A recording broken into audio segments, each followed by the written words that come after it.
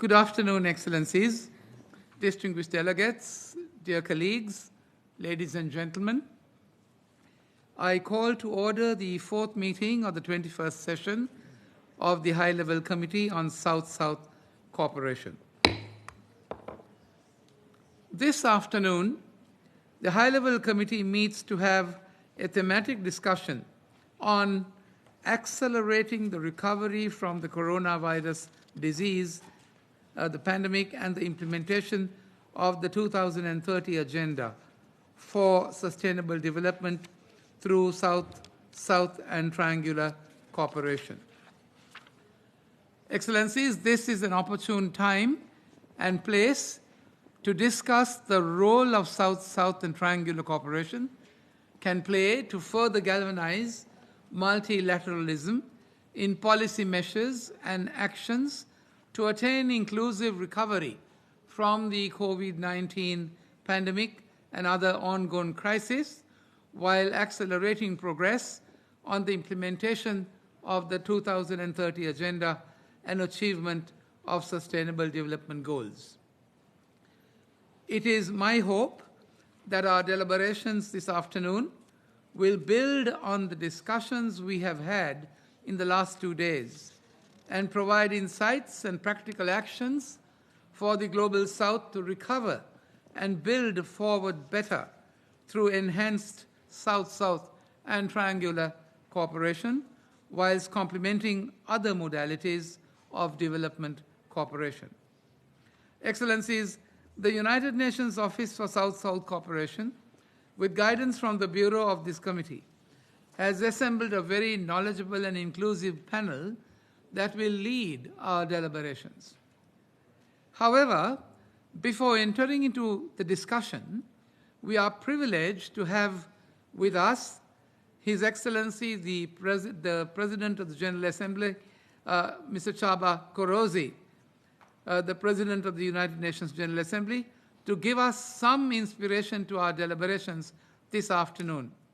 I am pleased to give the floor to His Excellency. Your Excellency, it's an honor and a privilege to have you with us, and I thank the President of the General Assembly for being with us at perhaps at pretty short notice. May I now call upon the President of the General Assembly and give you the floor. The floor is yours, sir. Thank you very much. Ambassador Pierre is Chair of the High-Level Committee. Excellencies, ladies and gentlemen, dear colleagues, it's a great honor to be here with you today at the opening of the thematic discussion of the High-Level Committee on South-South Cooperation. Over the past few years, the world, particularly the Global South, has experienced rapid and at times tumultuous changes, unlike any other period in history. Many countries are grappling with numerous daunting challenges, including food and energy crises, unprecedented debt burdens, climate emergency, conflicts, and compounding effects of the COVID-19 pandemic. On the other hand, tectonic changes of unprecedented scales are happening as we speak. The demographic balance in the world is quickly tilting to the direction of the Global South. So is the economic weight of the countries of the South in the global balance. If we look at the rise of the new patents, the number of new enterprises, or the favorable age composition of your countries, the availability of natural resources, it is easy to predict that more and more centers of the global economic and social dynamism will emerge in the so-called Global South. The trends in the international trade are also indicating these early changes, though they are still far from predictable potentials. When it comes to capital flows, their dynamics among your countries are higher than the global average. And we know that the reform of the IFIs could give additional impetus to this dynamism. It is not difficult to foresee that a new world order is emerging on the horizon. The more traditional North-South trading, technological, industrial and scientific cooperation is being added by a rapidly growing South-South dimension. It is particularly important for us all to understand that these dimensions should not be turned into tools of geopolitical rivalry. They could be turned into one, but there is no need for that. On the other way around, it would be a strategic mistake. They are natural components of the future multipolar global order. The sustainability transformation member states, you, have agreed upon does foresee competition, but not a zero-sum game of adverse relationship, neither in the north nor in the south, east or west. For the time being, the emerging forms of South-South cooperation are still struggling with some difficulties of the rapid evolution. But on the long run, this multipolar cooperation has the potential to become a beacon of the successful sustainability transformation. The South-South and triangular cooperation will be powerful drivers of progress and resilience. The innovative collaborations forged among nations in the Global South continue to yield impressive results, transforming lives of communities. As outlined in the Buenos Aires Programme of Action Plus 40 outcome document, the UN system has also a key role to play to foster and promote South-South and trilateral cooperation. Strengthening institutional arrangements at the UN and enhancing coherence and coordination among the UN agencies, funds and programs are powerful drivers for consolidating cooperation among cooperation mechanisms in the Global South. As we prepare for the upcoming SDG Summit in September and the Summit of the Future in 2024, we must think beyond traditional approaches. The High-Level Committee on South-South Cooperation plays a crucial role in this regard. By promoting knowledge sharing, facilitating various forms of technology transfer, and mobilizing financial resources, the committee has the potential to transform the lives of people we serve. In the words of Moroccan wisdom, there is no beauty but the beauty of action. I'm confident that this session of the High-Level Committee will serve as a catalyst for transformative action, accelerating our progress towards the SDGs and improving the lives of people around the world. Thank you very much, Mr. Chairman.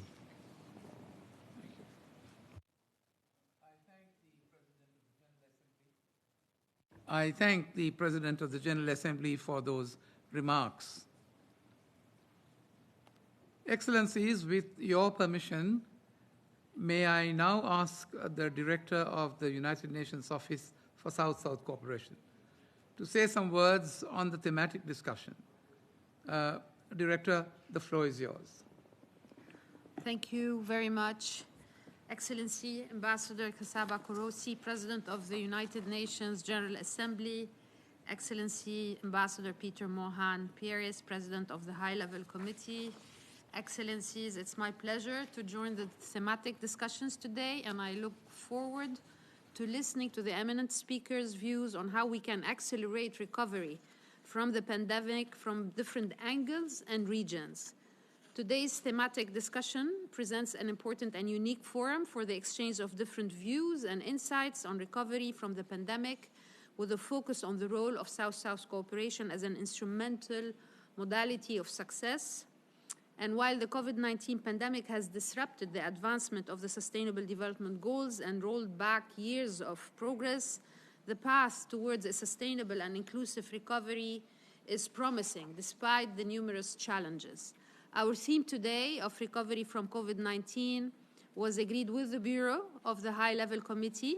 While it is broad in concept and scope, it will cover a non-exhaustive range of sub-themes covering financing, digital transformation, social protection, and poverty eradication, all of which are critical to recovery and the achievement of the Sustainable Development Goals. The Bureau also expressed a strong preference for regional knowledge and experience exchanges to enable broad sharing of lessons learned, hence the selection of examples from each region to address a sub-theme on the progress made.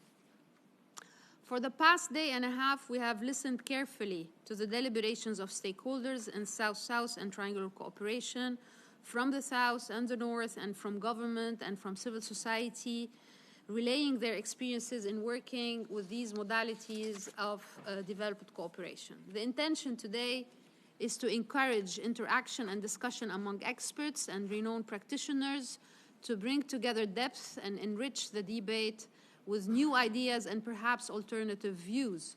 The discussion may also inform some of the decisions emanating from the high-level committee meeting. As evidenced by the analytical reports before the committee, South-South cooperation has emerged as an integral form of international cooperation that complements North-South cooperation. It has enabled and continues to enable developing countries to share knowledge, practical experience, development solutions, and investment opportunities.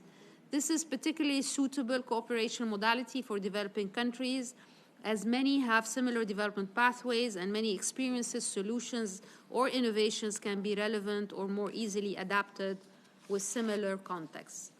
The pandemic and the resulting poly-crisis have revealed the fragility of the growth models of developing countries and threaten a widening divide between northern economies and the global south. The thematic discussion will, among other sub-themes, allow consideration of measures that would enable easier access to external financing and much-needed innovative fiscal management tools to restore fiscal stability across regions in the mid to long term. Very much looking forward to a fruitful engagement and the new and innovative ideas that will be generated today. Thank you, Mr. President. I thank you, Madam Director, for those remarks. Excellencies, my mandate for this afternoon is done. I'm pleased to call on the moderator, Mr. Ben Dotsey-Mellor, the moderator of the thematic discussion, to take his seat.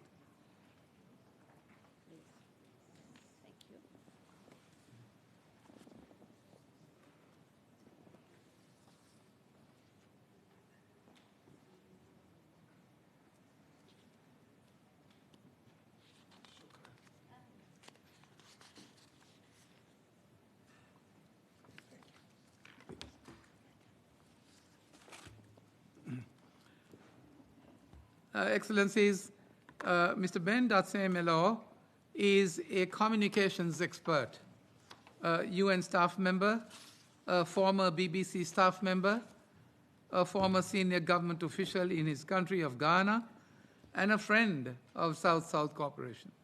He has moderated several South-South discussions before. Mr. Mellor, the floor is yours.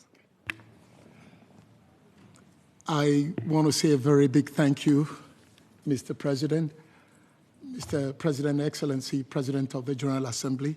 Thank you, Mr. Peter Mohan Maithri Pieris, President of the High-Level Committee on South-South Cooperation and Permanent Representative of Sri Lanka to the United Nations.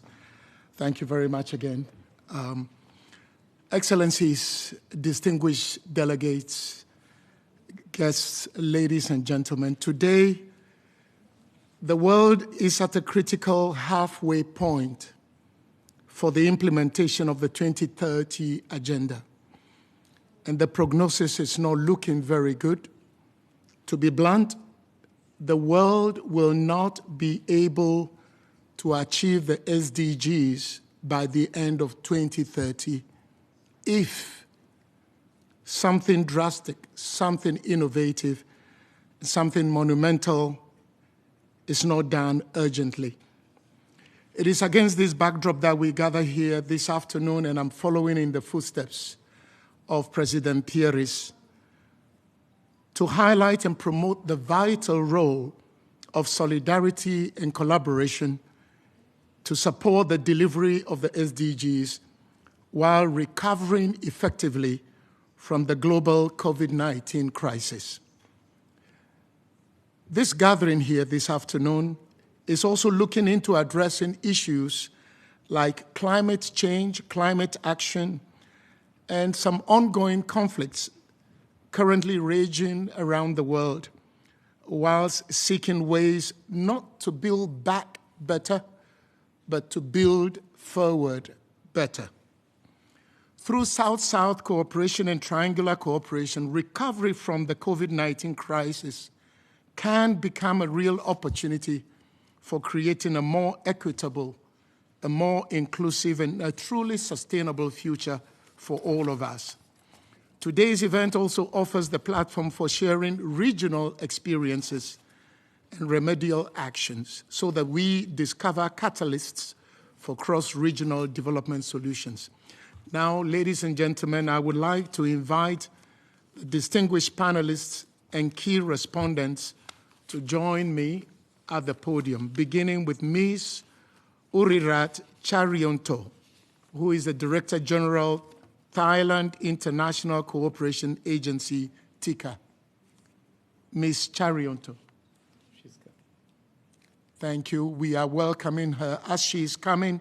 To save time, I'm also going to invite Professor Petro Tereblanche, Chief Executive Officer, Afrigen Biologics and Vaccines. Professor Petro Tereblanche, please come and join us at the podium. Please feel free. Professor Tereblanche.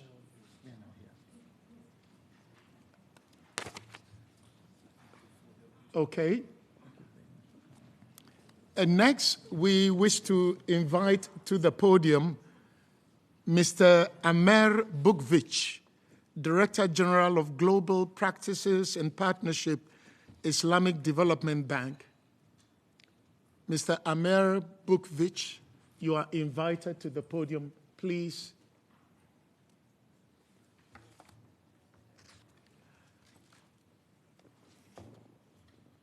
And next, may I invite to the podium Mr. Rodrigo Hernandez Arauj, Director of South-South Cooperation from the Pacific Alliance at Amex Seed. Mr. Arauj, thank you very much. Next, we need at the podium Mr. Robert Powell, International Monetary Fund's Special Representative to the United Nations. Mr. Powell, you are welcome to join us as we try and look at some solutions in overcoming the COVID pandemic and also building forward better. Ms. Rosemary Karapurakal, Deputy Director, Development Coordination Office, will be joining us in a moment. Okay. Please bear with us. We will align the seating arrangements. Thank you. Let me also add at this point that apart from those of us who are physically present here in Conference Room 2, we have a number of speakers and panelists joining us either virtually via video link or via pre-recorded video messages. On the screens in front of you, you are going to be seeing some of these participants who will be showing up. Let me mention them: Ambassador Farooq Amil, Chairman, Intellectual Property Organization of Pakistan, Ministry of Commerce. He is joining us live. Ms. Maria del Pilar Garrido Gonzalo, Development Cooperation Director for OECD, She will be joining us live. Ms. Anu Peltola, Director of Statistical Unit, UN Conference on Trade and Development, UNCTAD. She will also be joining us live as one of our first responders. And then we will be having a pre-recorded video message from Mr. Jomo Kwame Sundaram, visiting fellow at the Initiative for Policy Dialogue, Columbia University, and adjunct professor at the International Islamic University in Malaysia. Also, Mr. Alikhan Baimenov, Chairman of the Steering Committee, Astana Civil Service Hub, Kazakhstan. They will be presenting via video link. Please allow me, before we proceed, to just highlight a few points for guidance. Because we have some of our panelists participating virtually, we wish to urge those present here physically to keep their interventions to 10 minutes. If you are responding to any presentation, even the shorter, the better for all of us. We will also have presentations by our distinguished panelists, and during any presentation, ladies and gentlemen, excellencies, you are free to have some questions, comments, or viewpoints so that immediately after any presentation, you can be given the opportunity to do a short 1 or 2 minute presentation or intervention. And now, excellencies, distinguished delegates, ladies and gentlemen, it's my pleasure to welcome our first keynote speaker, joining us live, Ambassador Farooq Amil, who is Chairman, Intellectual Property Organization of Pakistan, to deliver his keynote speech on the subject of successes and opportunities for South-South cooperation as requisites for a resilient and inclusive recovery to achieve the SDGs. Ambassador Amil, you have 10 minutes, and the floor is yours.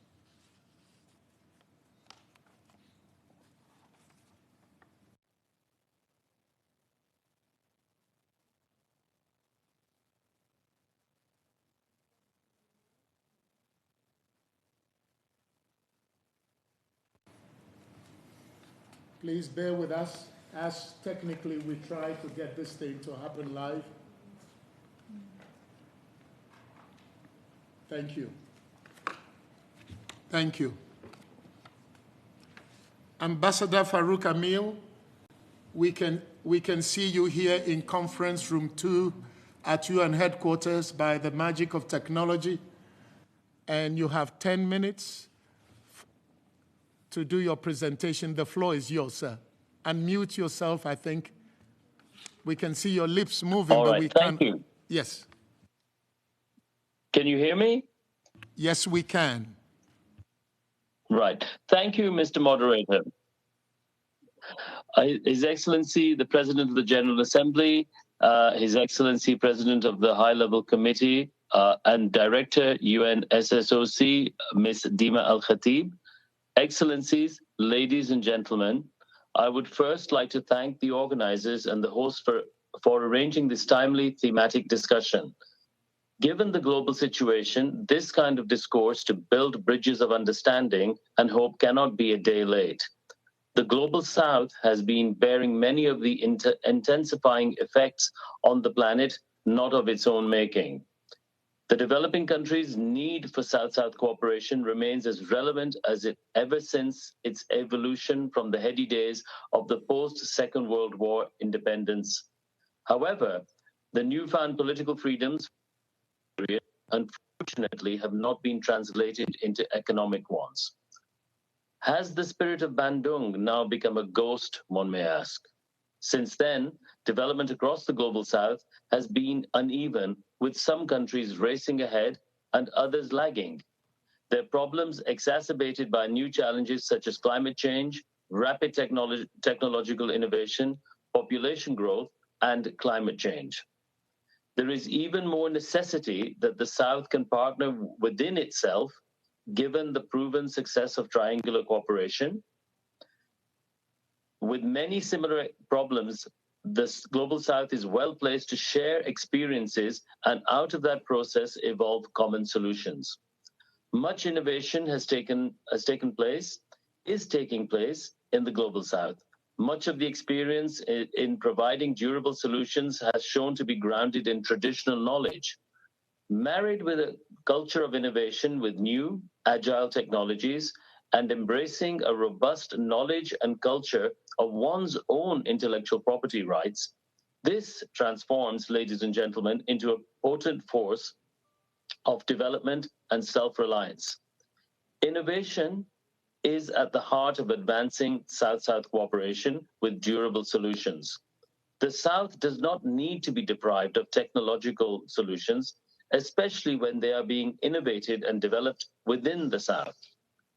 Ladies and gentlemen, I would like to share a few examples from Pakistan, all of which have global applicability and in particular address the new and present challenges of resource-strapped developing countries. As we all experienced the COVID pandemic, the terrible reality did spawn a determination with solutions to rapidly address the crisis. One example is the self-assessment tool for COVID developed by Aga Khan University in Karachi called the Corona Check. This is an app available on all major platforms. It allows users to record information on their symptoms and receive a preliminary assessment. This app strengthened the existing health systems by targeting the demand for early and rapid testing, screening, and awareness during a pandemic. Self-screening, ladies and gentlemen, helps remote communities, reduces visits to health facilities, and use of the already scarce resources. An excellent example of South-South cooperation, the Corona Check was launched in Pakistan, Afghanistan, Tajikistan, Tanzania, Kenya, and Mozambique. For effective grassroots embrace, it has been translated into Urdu, Swahili, Arabic, and Tajik. It has been downloaded over 100,000 times, with 31% of the users suggested to seek immediate medical help. Ladies and gentlemen, with climate change driving natural disasters with much greater force and frequency, the global south is especially vulnerable. Another solution is the low-cost, earthquake-proof, and flood-resistant zero-carbon housing designed by the globally renowned Pakistani architect, Madam Yasmin Lari. Taking on the global environmental crisis head-on, the house uses simple materials, mud, bamboo, and lime, that can withstand a Kobe-tested resistance of 7.5 on the Richter scale. Costing less than $200, I repeat, less than $200, over 40,000 have been built. In the climate change-driven 2022 floods in Pakistan, these houses were able to survive intact. Their residents were luckier than their neighbors, who were rendered homeless after their homes were simply washed away. Putting the human resources of the South to work, these houses were firmly in the domain of affordable community self-build. We need to build millions of these across the vulnerable areas of the South, and it remains, ladies and gentlemen, an example of the South helping itself. With respect to the infrastructure, many countries of the South continue to face challenges. Mobility remains a problem for many. Whilst billions have joined the digital highways, permitting instant exchange of knowledge, millions, especially women and girls, remain offline, disconnected, and disempowered. The need to have physical tools at hand in remote areas therefore becomes an even more urgent matter. Another innovation from Pakistan is the portable ECG machine, also developed by the Aga Khan University in Karachi for use in primary healthcare rural communities. This is an example of a forward-thinking university with an emphasis on R&D, working with, and I repeat, the private sector to mass produce an effective tool for the marginalized communities of the South. There must be countless other important innovations across the global South that can be shared. And that is why South-South cooperation in the 21st century becomes even more pertinent and pressing. South-South cooperation, however, ladies and gentlemen, has to reimagine itself given the new challenges, almost existential for many, as the heat dries out fertile agricultural lands and millions become climate refugees, adding to the existing pressures. Through no fault of their own, their lives have been upended by consumption patterns elsewhere. The South must look beyond being passive aid recipients. That requires better governance and key partnerships with civil society and the private sector within, especially the South. These two pillars bring knowledge, solutions, and importantly, finance. For rapid achievements, the triangular cooperation model is a viable vehicle. Also, regional partnerships are critical. Those sharing borders invariably share the same problems and challenges. Ladies and gentlemen, South-South cooperation absolutely must focus on inclusivity. If the complaint, especially of yesteryear, that the South was shut out of progress by the global North, then the governing elites of the South must not, and I repeat, must not shut out their own talented people either. Women and girls in particular, especially in the LDCs, continue to be deprived of access to quality healthcare, education, and skills that empower them to live a life of human dignity. The South must move beyond words to meaningful action and firm implementation of its commitments, much of which is already there in the SDGs. If the marginalized do not have equal access to communications technologies, they cannot, in the words of Mandela, know their rights. After all, freedom from poverty is a human right too. Communication technologies have transformed the world forever, now with even greater rapidity, breaching national and societal barriers in fundamental ways. Everyone can be and is in touch in an instant globally. It is untenable and unethical to have the super developed and the super deprived existing on the same planet and, unfortunately, in some cases, in the same country. The North needs to understand that the true development of the South will not only make the planet a more harmonious place for humanity, but also help in the collective goals, for example, reducing migratory pressures, an issue that has generated a contentious and divisive debate. When people are anchored to hope and opportunity in their own countries, they are less likely to flee en masse. The South must convince the North backs cannot be turned on extreme poverty, which is potentially destabilizing on a planetary level. The powerful corporate private sector cannot profit from an impoverished country. It is in their interest to have strong economies in the South. They can directly help by reinvesting back into the global South, particularly in human capital. Ladies and gentlemen, climate change, the pandemics, food insecurity, overpopulation, migration are all challenges for everyone, but especially severe in the South. Unfortunate as they are, however, they provided an opportunity for the developing countries to revisit the core concepts of South-South cooperation to make it meaningful in the contemporary context. We must not look at the North through the tinted glasses of the 20th century, but instead convince them that genuine partnerships with the South are mutually beneficial. They must not treat the South-South cooperation as some kind of combative ideological concept, but instead as a valuable mechanism to partner with. Therefore, we must optimize South-South and North-South cooperation, of course, tailored to each country's goals. Finally, I would like to say equally the South-South cooperation must be beyond just government to government, especially since the informal sectors are vital and incredibly flexible, offering fresh avenues of collaboration and enterprise. The world keeps getting smaller, as we all know, despite the anti-globalization sentiments of recent years. There at the UN, the vanguard of building trust and cooperation and quickly finding innovative solutions that move with the challenges of the day, the concept of South-South cooperation must find a renewed purpose for millions being held back through no fault of their own. I trust, Excellencies, that the thematic discussion will generate important ideas to reinvigorate South-South cooperation. Thank you, sir. Wow. As they say in Pakistan, Bohot Shukriya. Ambassador Farouk Amil, Chairman, Intellectual Property Organization of Pakistan. Several key points emerged, several examples. I heard examples from the Aga Khan University in Karachi.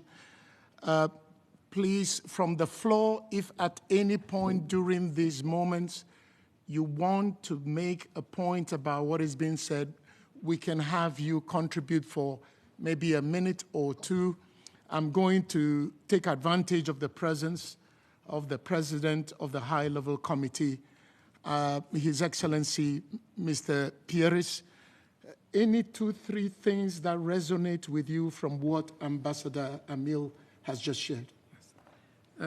Thank you, moderator, for giving me the floor. There are 4 things that struck me most.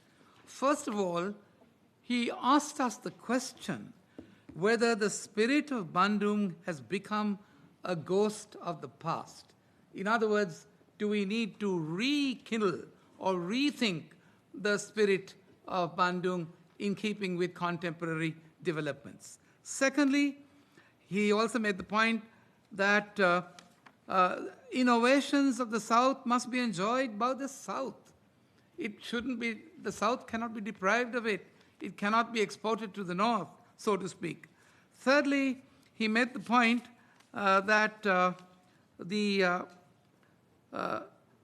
South cannot be passive aid recipients. Cannot be passive aid recipients. I think these are salutary, perhaps, thoughts and perhaps warnings that we need to take on board if we are going to restructure South-South cooperation, rekindle, re-energize South-South cooperation to meet the challenges of the future. Thank you, moderator.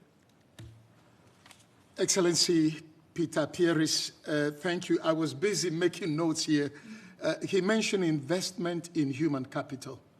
And then the example of the portable ECG machine, he doesn't want it kept in Pakistan. It can be shared with other countries of the global South. And then the Corona check machine, because early and rapid testing is vital for dealing with the issue of the pandemic. And then for me, who served in Pakistan for 3 months after the earthquake of 2005, he mentioned the low-cost earthquake-proof housing. The price is quoting there less than $200, whereby when a similar thing happened, I think beyond 7.5 on the Richter scale, the people living in this mud, lime, and I think some other substance used, they were able to survive.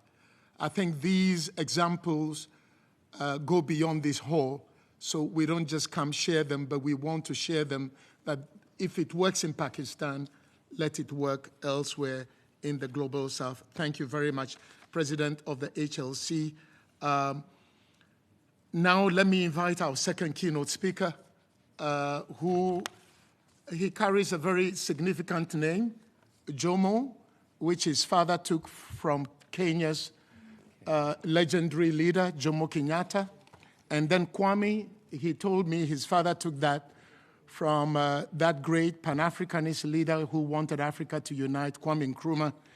And then his family name, Sundaram, visiting fellow at the Initiative for Policy Dialogue, Columbia University, an adjunct professor at the International Islamic University in Malaysia.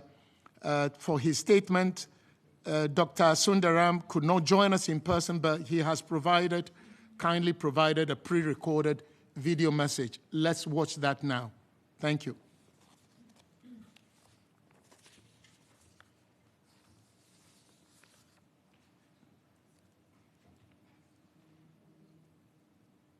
Technical team, please help us get Dr. Jomo Kwame Sundaram's video up. Thank you.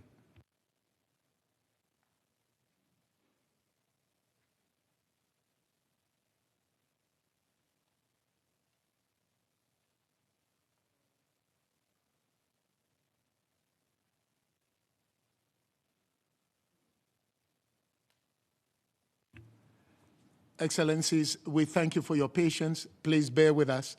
We have it here. We can assure you we have the video and it's going to be played very soon. Bear with us. Thank you.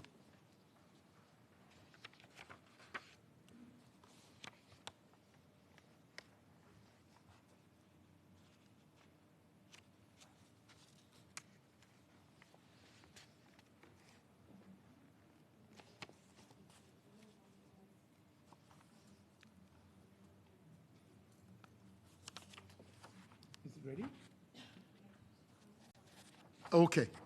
So we will be coming back to the second keynote speaker in just a moment.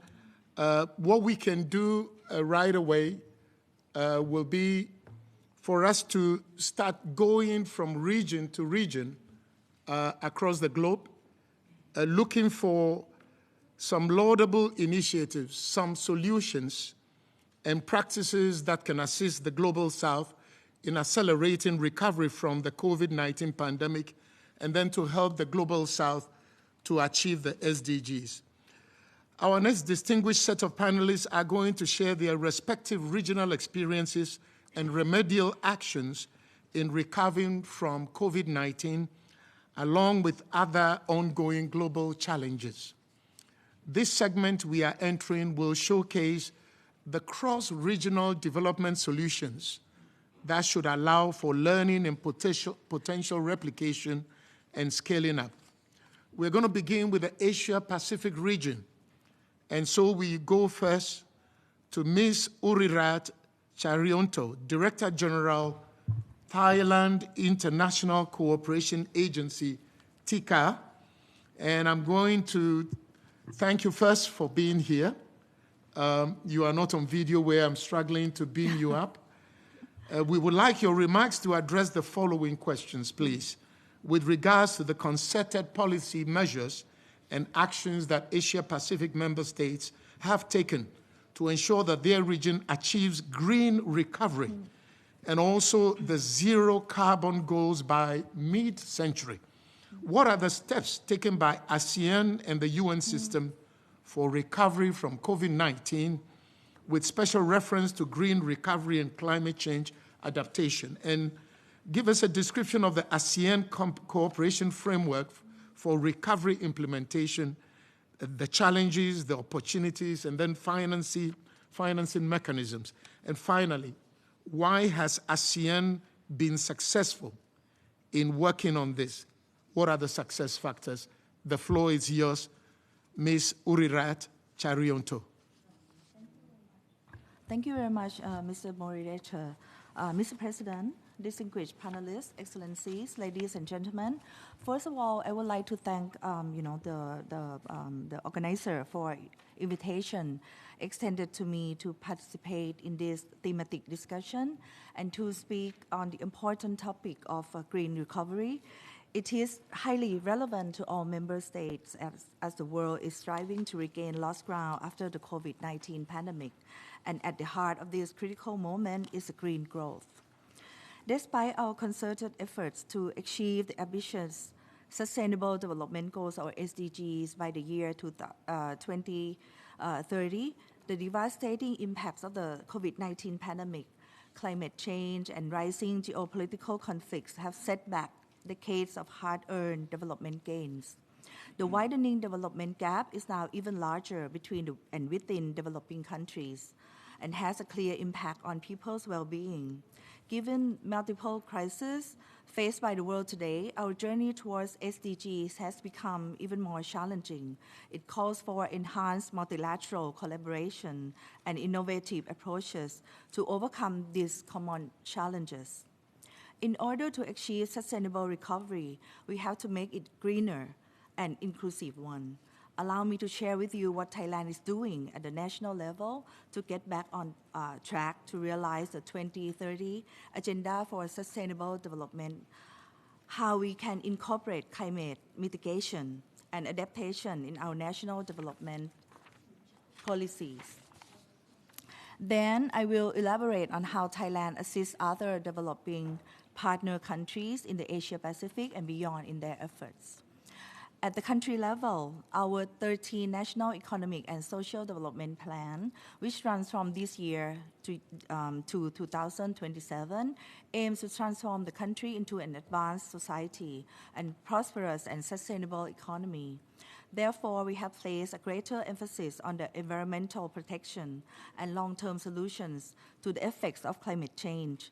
The 2030 Agenda for Sustainable Development has been incorporated in the 20-year national strategy from the year of 2017 to 2036, and the national Committee for Sustainable Development was established to drive the implementation.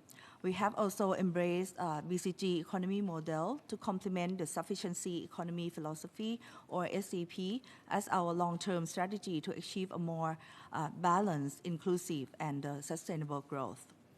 On the international front, Thailand has taken steps to adapt its international development strategy during these challenging times. First, we have prioritized and refocused.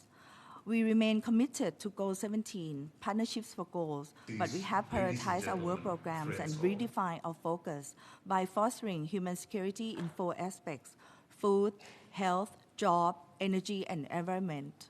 Second, we have been reinforcing partnerships for global crises such as climate change and transboundary disease. No single country can tackle them alone, but by working together in partnership, we can do it.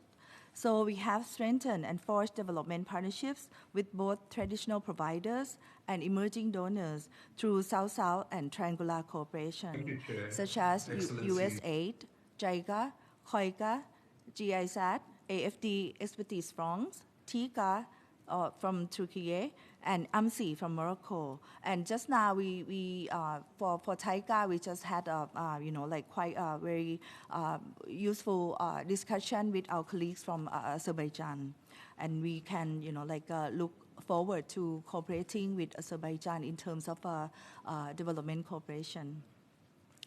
I believe that this approach would allow us to pool knowledge, expertise, innovations, and resources to deliver better and more effective results. Third, local knowledge is also critical to success. So we have embraced local wisdom as well as digital technology and innovation. The sufficiency economy philosophy, or SEP, our homegrown development approach, puts emphasis on people-centered development and local wisdom. We believe that SEP can significantly contribute to sustainable development. Our SEP for SDGs approach can provide applicable, adaptable, and affordable solutions to many development challenges. We have shared it with other developing countries, and it has proven successful in many of our partner countries. Since 2016, SEP has been recognized and remains on the ministerial declaration by the G77 and China. Global crises affect countries differently. The Asia-Pacific region is home to half of the global population of 4.3 billion people living in countries at various levels of socio-economic development. It also accounts for nearly half of global greenhouse gas emissions.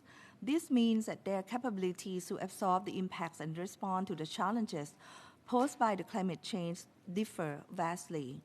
The wide development disparity in levels of development among countries in this region means that each country faces different sets of problems. Given the magnitude and intensity of such challenges, no country can handle it alone. It is our shared responsibility. As such, Thailand's key success factor for green recovery is by working together with our development partners across the Asia-Pacific region, ASEAN, and the Lower Mekong sub-region, and far beyond to foster stronger international collaborations on climate action.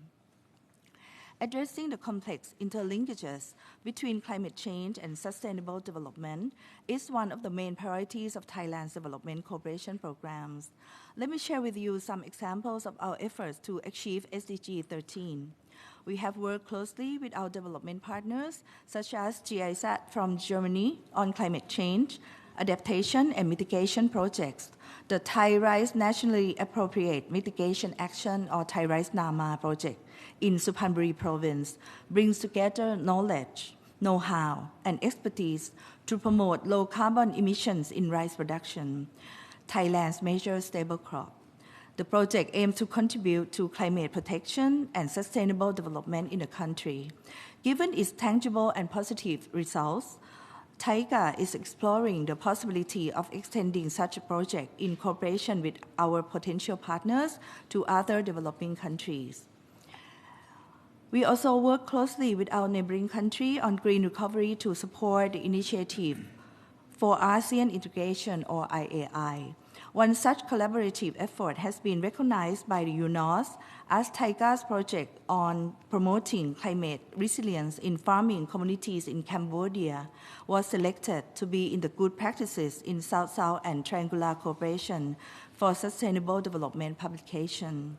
The project developed smart agriculture, technologies for climate smart village in Cambodia. Local farmers and relevant officials went through capacity building on value chain of agricultural products, focusing on issues such as productivity, quality, standardization, post-harvest processing, and access to market. This year, we provide 21 annual international training course, or what we call AITC, scholarships for other developing countries around the world, aiming at promoting sustainable development. 5 of them are on climate change mitigation and adaptation, and the rest are in other important sectors such as agriculture, food security, education, public health, tourism, and community development. Last week, Taiga, with generous co-funding from the Paris Guriot Trust Fund for South-South Cooperation, or PGTF, organized a virtual training course on adapt to climate change, facing the consequence, to foster the adaptive capacity of fellow developing countries. It was one of Taiga's initiatives to support the global climate action. The workshop had a strong turnout of 34 international participants from Asia-Pacific region, including China, India, Myanmar, the Philippines, Sri Lanka, Indonesia, as well as from some of African countries, such as Zambia, Nigeria, and Angola. By actively engaging with international partners and stakeholders, Thailand through Taiga has been playing its part in fostering technical and capacity building cooperation to assist fellow developing countries to effectively address a raft of challenges posed by climate change. This global partnership reflects Thailand's commitment to contribute to creating a climate resilient world that is greener, more livable, and sustainable for all. Let me now touch upon Thailand's role as the focal point for sustainable development in ASEAN. Sustainability and sustainable development are strategic priority of ASEAN in ASEAN community building efforts. In light of the COVID-19 pandemic, these issues have gained more traction as the region looks towards post-COVID-19 recovery, grounded in inclusive, resilient, and sustainable growth. As the ASEAN coordinator on sustainable development cooperation, Thailand is committed to forging closer partnerships with ASEAN member states and development partners in promoting complementarities between the ASEAN Community Vision 2025 and the SDGs, or the so-called Complementarities Initiative. The initiative focuses on 5+1 priority areas, namely poverty eradication, infrastructure and connectivity, sustainable management of natural resources, sustainable consumption and production, and the last one is resilience as well as capacity building. These important agendas are indeed interrelated and can be pursued together. One main platform for discussion is the annual high-level brainstorming dialogue on the Complementarities Initiative, co-organized by Thailand and UNESCAP. Its 7th edition was held on 31st March this year in Bangkok, back-to-back with the 10th Asia-Pacific Forum on Sustainable Development. Another important mechanism is the ASEAN Center for Sustainable Development Studies and Dialogue, based in Bangkok, Thailand. The main objective of the center are to promote research and capacity building on sustainable development and to serve as a platform for policy dialogue among ASEAN member states, as well as between ASEAN and its external partners. To build back better and stronger, Thailand has introduced the BCG economy model as a vehicle for ASEAN post-COVID recovery and sustainable future. Hence, we aim to strengthen regional cooperation and work together with ASEAN external partners to enhance the capacity of ASEAN member states in BCG-related fields. This year marks the halfway point for SDGs. Given that the hard-won development gains has been lost during the pandemic, we share the UN Secretary General's vision on the need to reinvigorate inclusive, network, and effective multilateralism, and to advance our common agenda. To this end, Thailand is partnering with the UNSCAP in conducting a review of ASEAN experiences on the SDG implementation. This review should enable ASEAN to better determine the future course of individual and collective actions towards achieving the SDGs in the region by 2030. As ASEAN Coordinator on Sustainable Development Cooperation, Thailand invites interested development partners to work with ASEAN to drive forward the sustainability and post-COVID recovery agendas to help realize an ASEAN community and the Asia-Pacific region that are sustainable, resilient, people-centered, with no one left behind. Thank you very much. We thank you very much, Ms. Urirat Charionto, for your valuable perspectives, sharing with us what is working with Thailand, what is Thailand doing. For the sake of time, I picked up a few things. No single nation, no single region can do it all alone. That's why you are connecting in partnership. I see you are TICA, and then we have JICA, which is Japan. You have collaborations with Japan, Turkey, Morocco. You say it's a shared responsibility. You value local knowledge, local wisdom. You don't want to discard what has worked for people for centuries. You want to see how you can work that in. And you talked about 3 A's that I picked up in terms of solutions. Solutions that are what? Applicable, solutions that are affordable, solutions that are adaptable, which means I can carry your techniques from Thailand and take them to Ghana, and then you can bring your technical expertise, and then Ghanaians will adopt the Thai ways of rice farming. Thank you very much. It is doable. It is adaptable.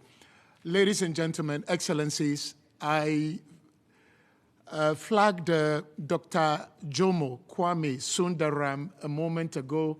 That was the rehearsal, and now we can have the real thing. Let me just say that, again, he is a visiting fellow at the Initiative for Policy Dialogue, Columbia University here in New York, and also adjunct professor at the International Islamic University in Malaysia. Let's have his video statement.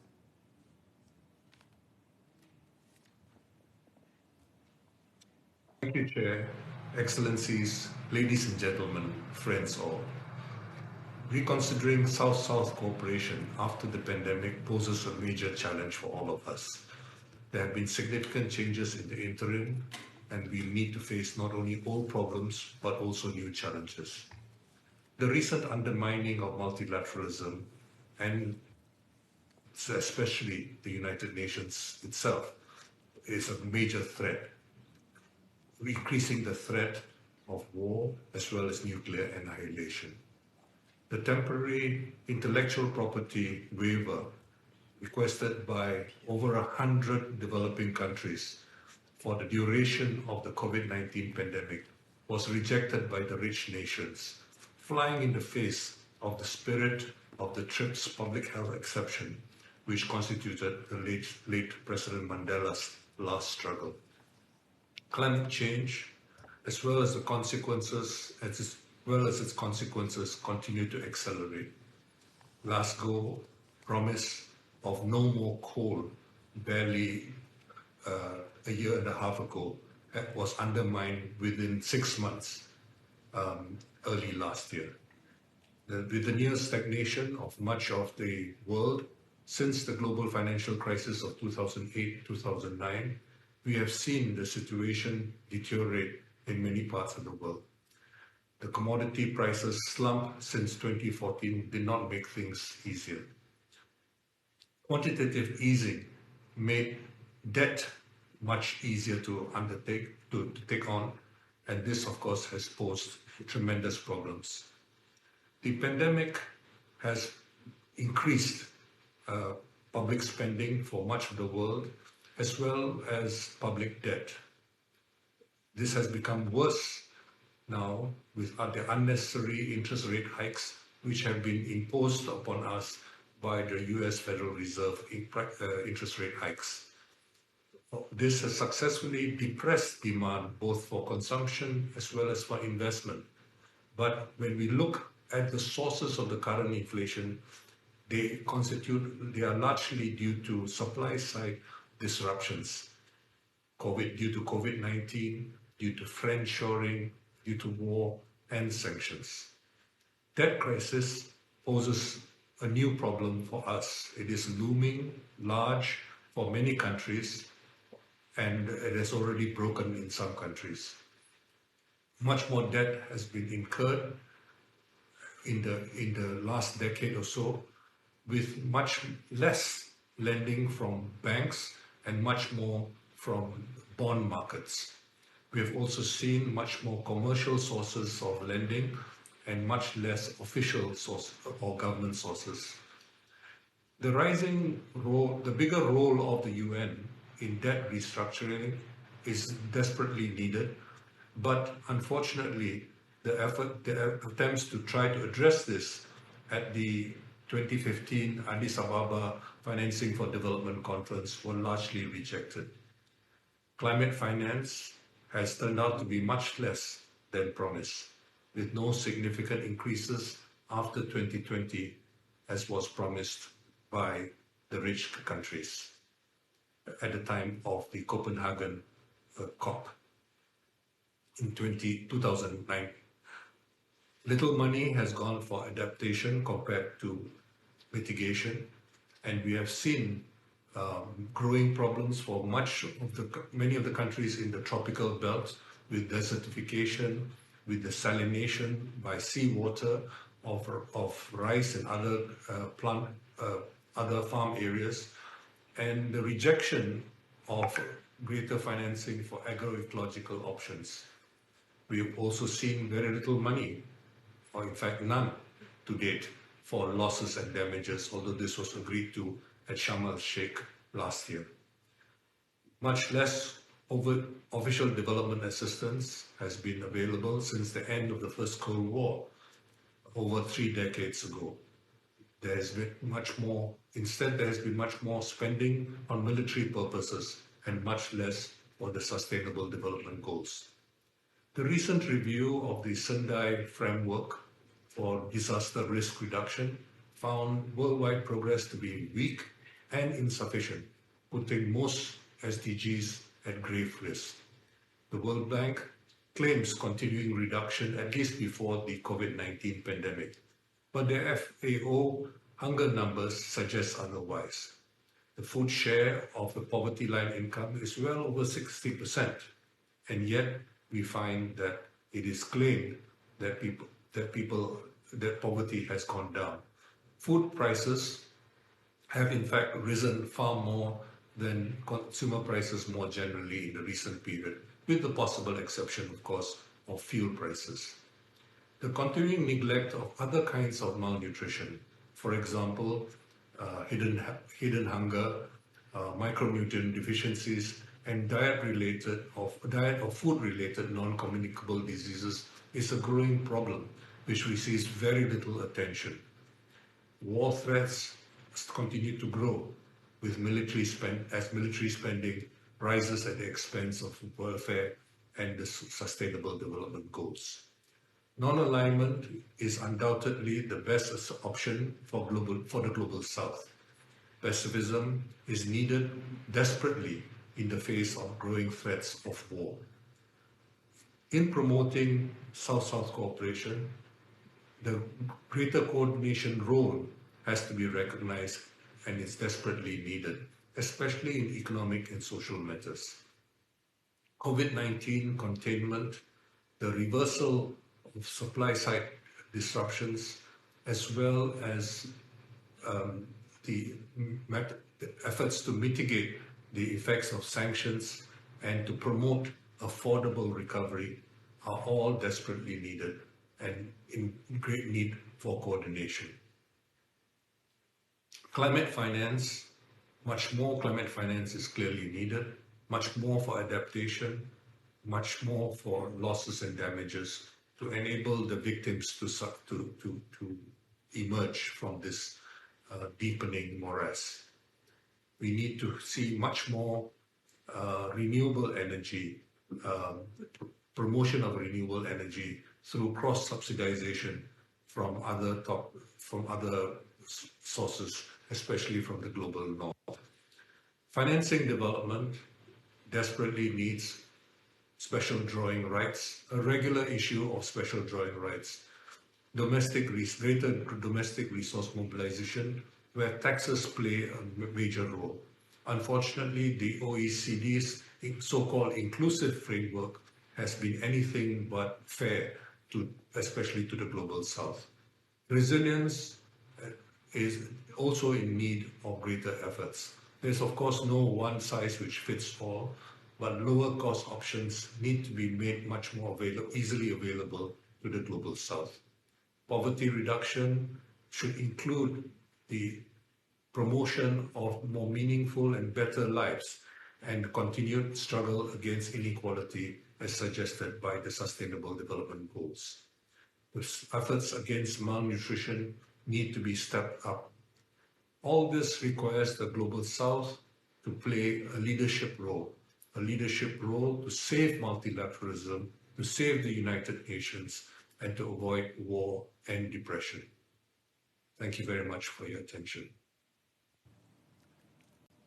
We thank you very much, Dr. Jomo Kwame Sundaram, for those pointers. He's the visiting fellow at the Initiative for Policy Dialogue at Columbia University. He's also an adjunct professor in Malaysia, the International Islamic University. A few points he mentioned there just to save time. There are problems with debt arising out of the COVID pandemic. The pandemic has increased the debt challenges of many nations in the global south, especially debts from bond markets. And then he raised a very important point for us who are here at UN headquarters. The role of the United Nations is desperately needed in debt restructuring. And then he talked about climate finance needed for adaptation. He focused on renewable energy, and he raised many points. Once again, please, if you have a point, a question, a comment, we are going to be opening the floor as we go along. And I want to thank again Dr. Jomo Kwame Sundaram.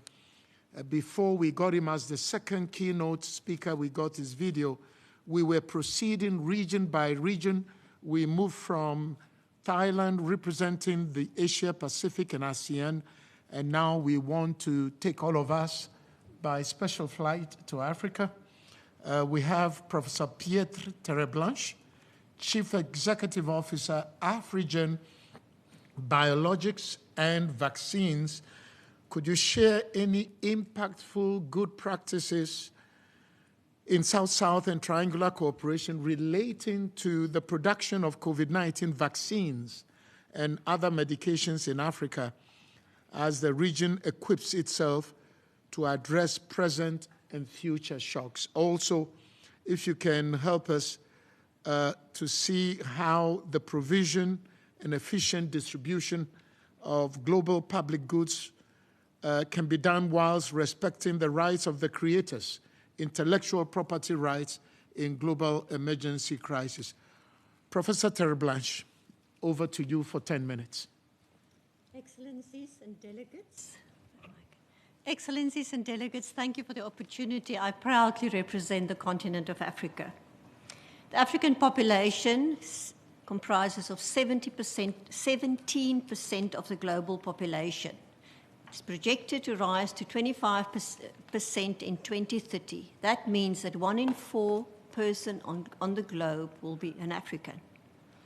Routine childhood vaccinations is critical to reduce the dailies, which is measured in the sum of lost life years due to mortality, which in Africa is 34% higher than the rest of the globe.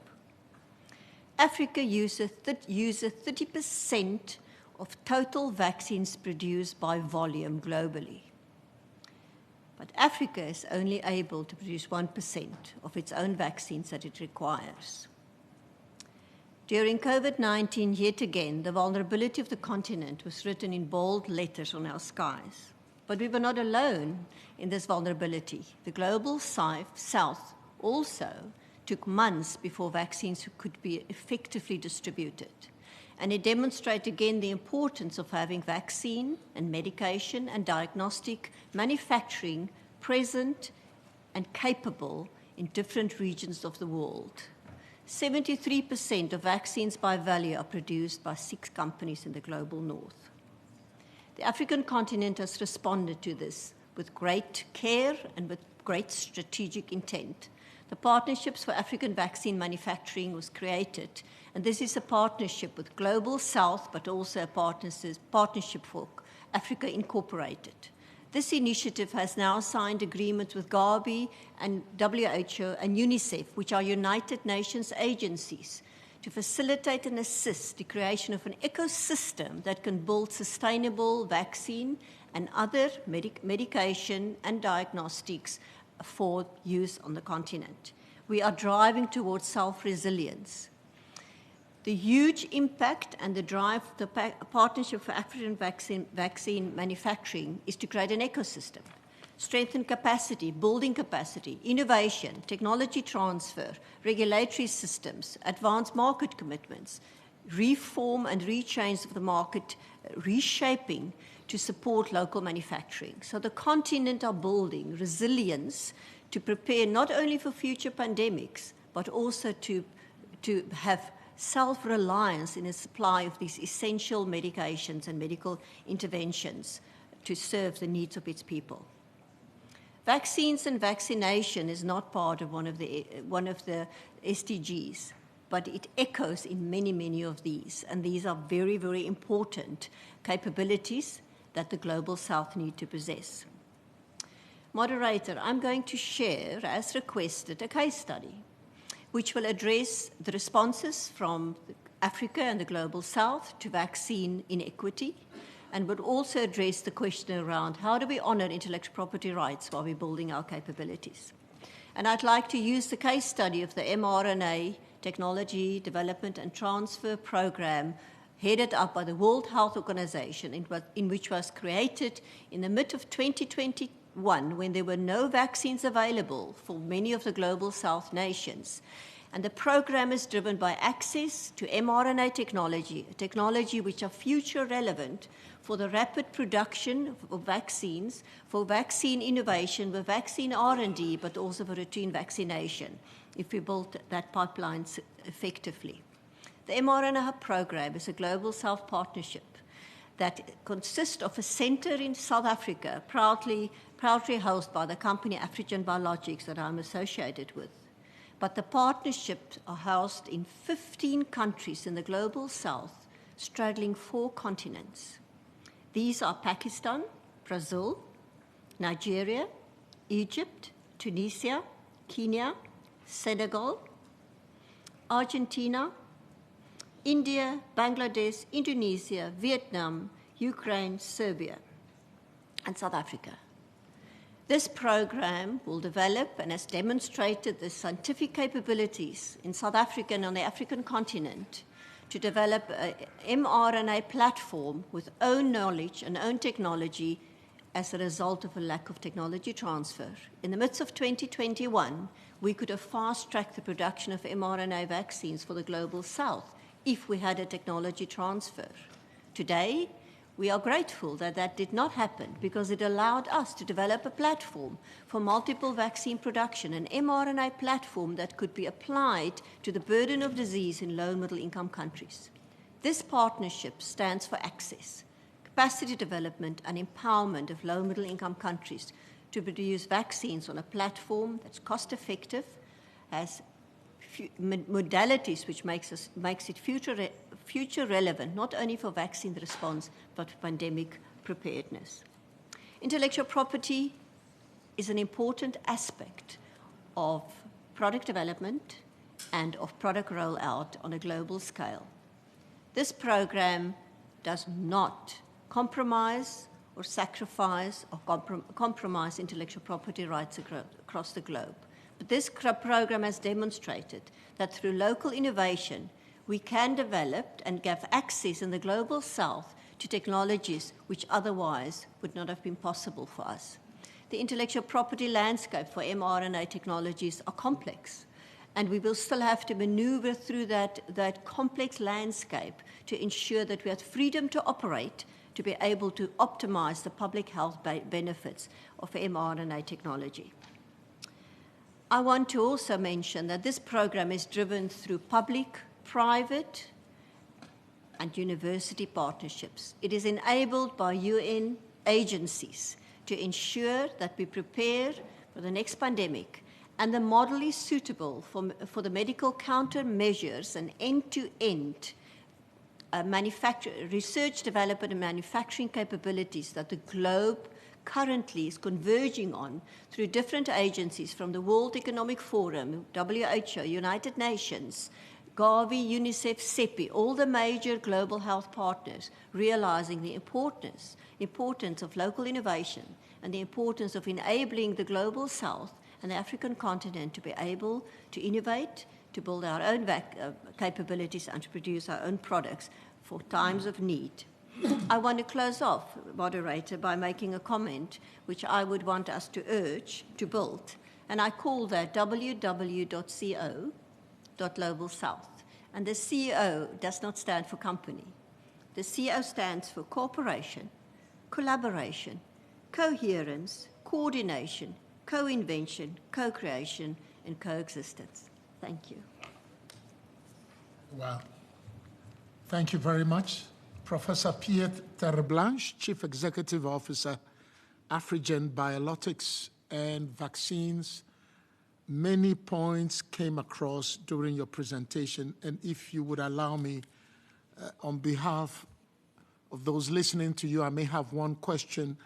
You mentioned that Africa's population right now is 17% of the global population figure. This figure is expected to rise to 25% by the year 2030. In the year 2030, according to you, Professor Terreblanche, 1 in 4 people in the world would be African. I've heard it said that Africa has a youthful population. Is it going to remain youthful by that time?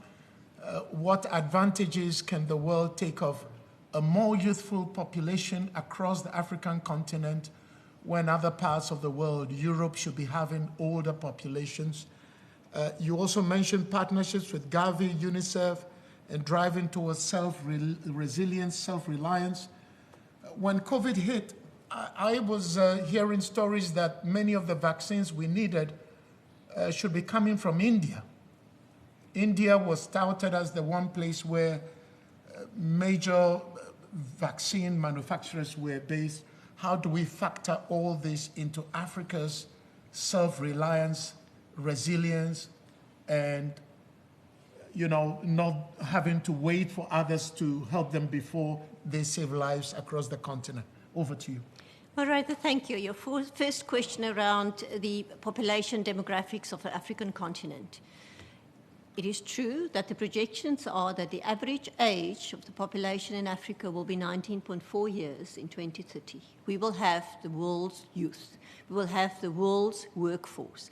It is essential that the imperatives that we're driving for manufacturing of essential medical products becomes a socio-economic and an industrial policy process.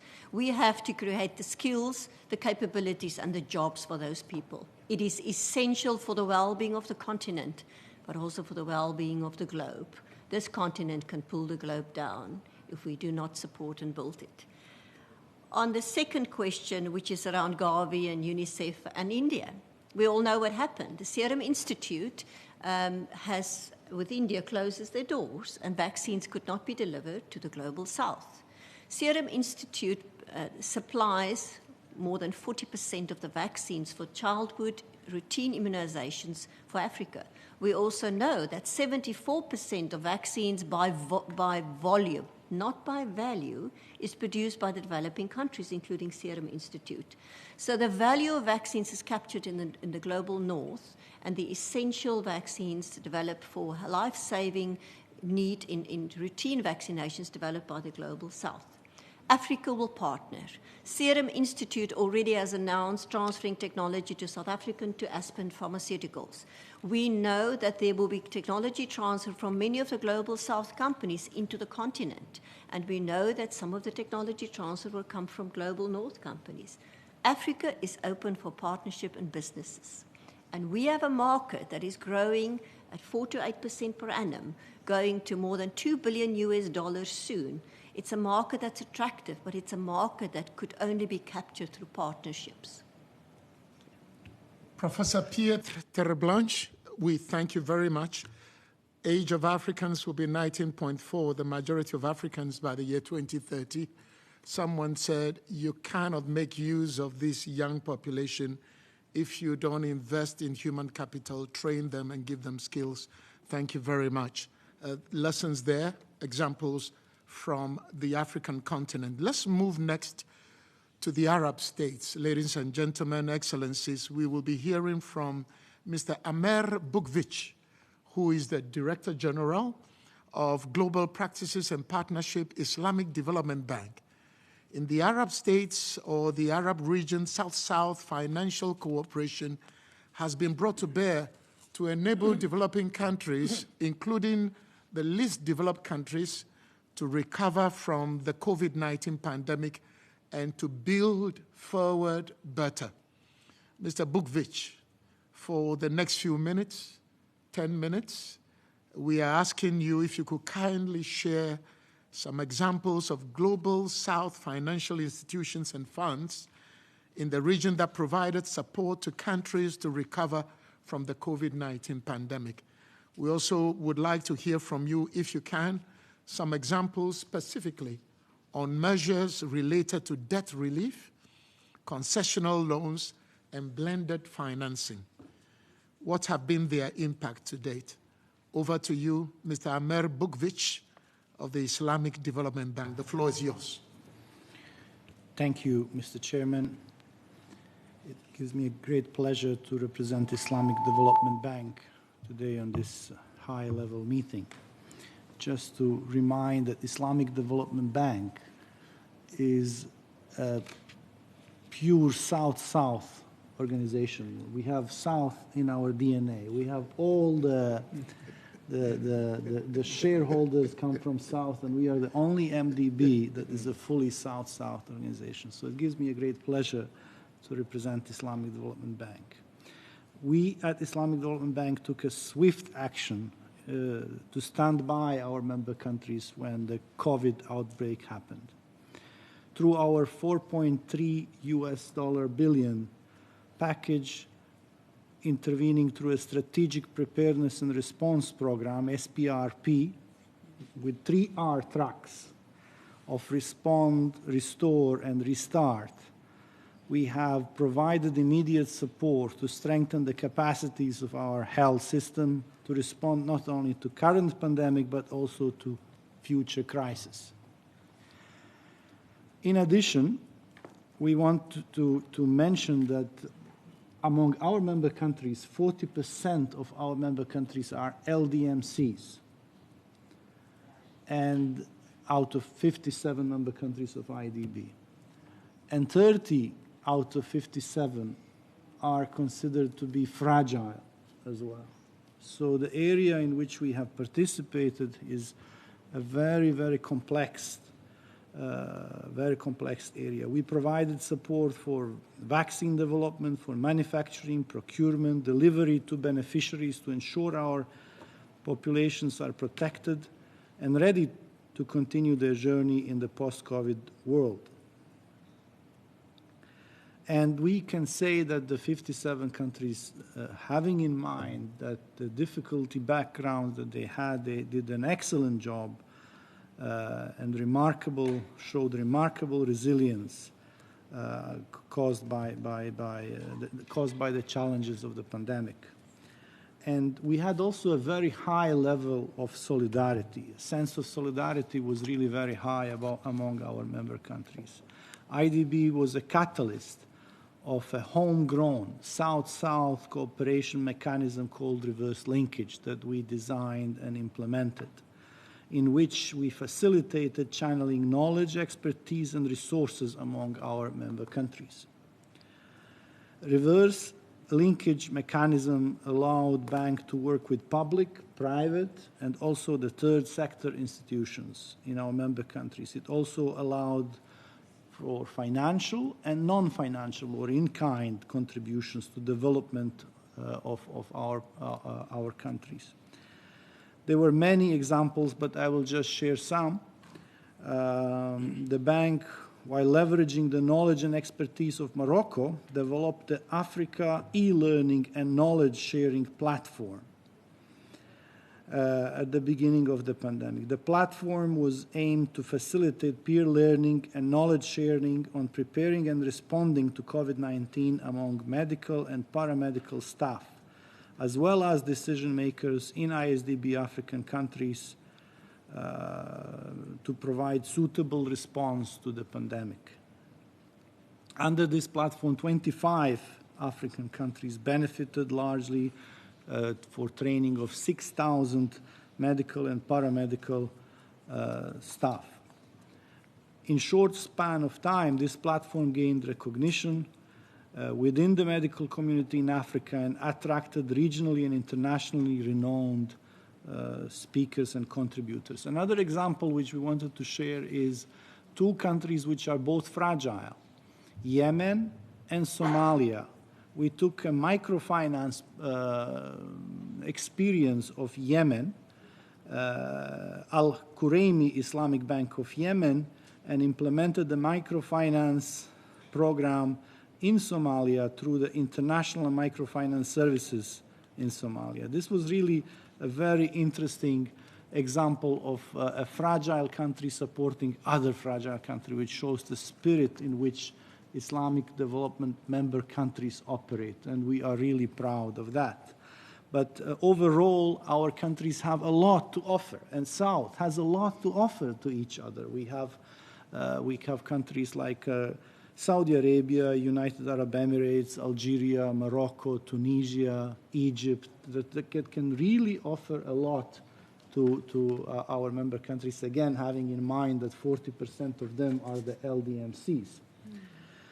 Now, when we talk about the examples or the reference of financial institutions and funds in the Arab country and the role they play, I would really like to mention that we do have a lot in the Arab world. There is a lot of financial institutions that are active in this regard. But I would like to single out one initiative, which is a strategic alliance called Arab Coordination Group, ACG.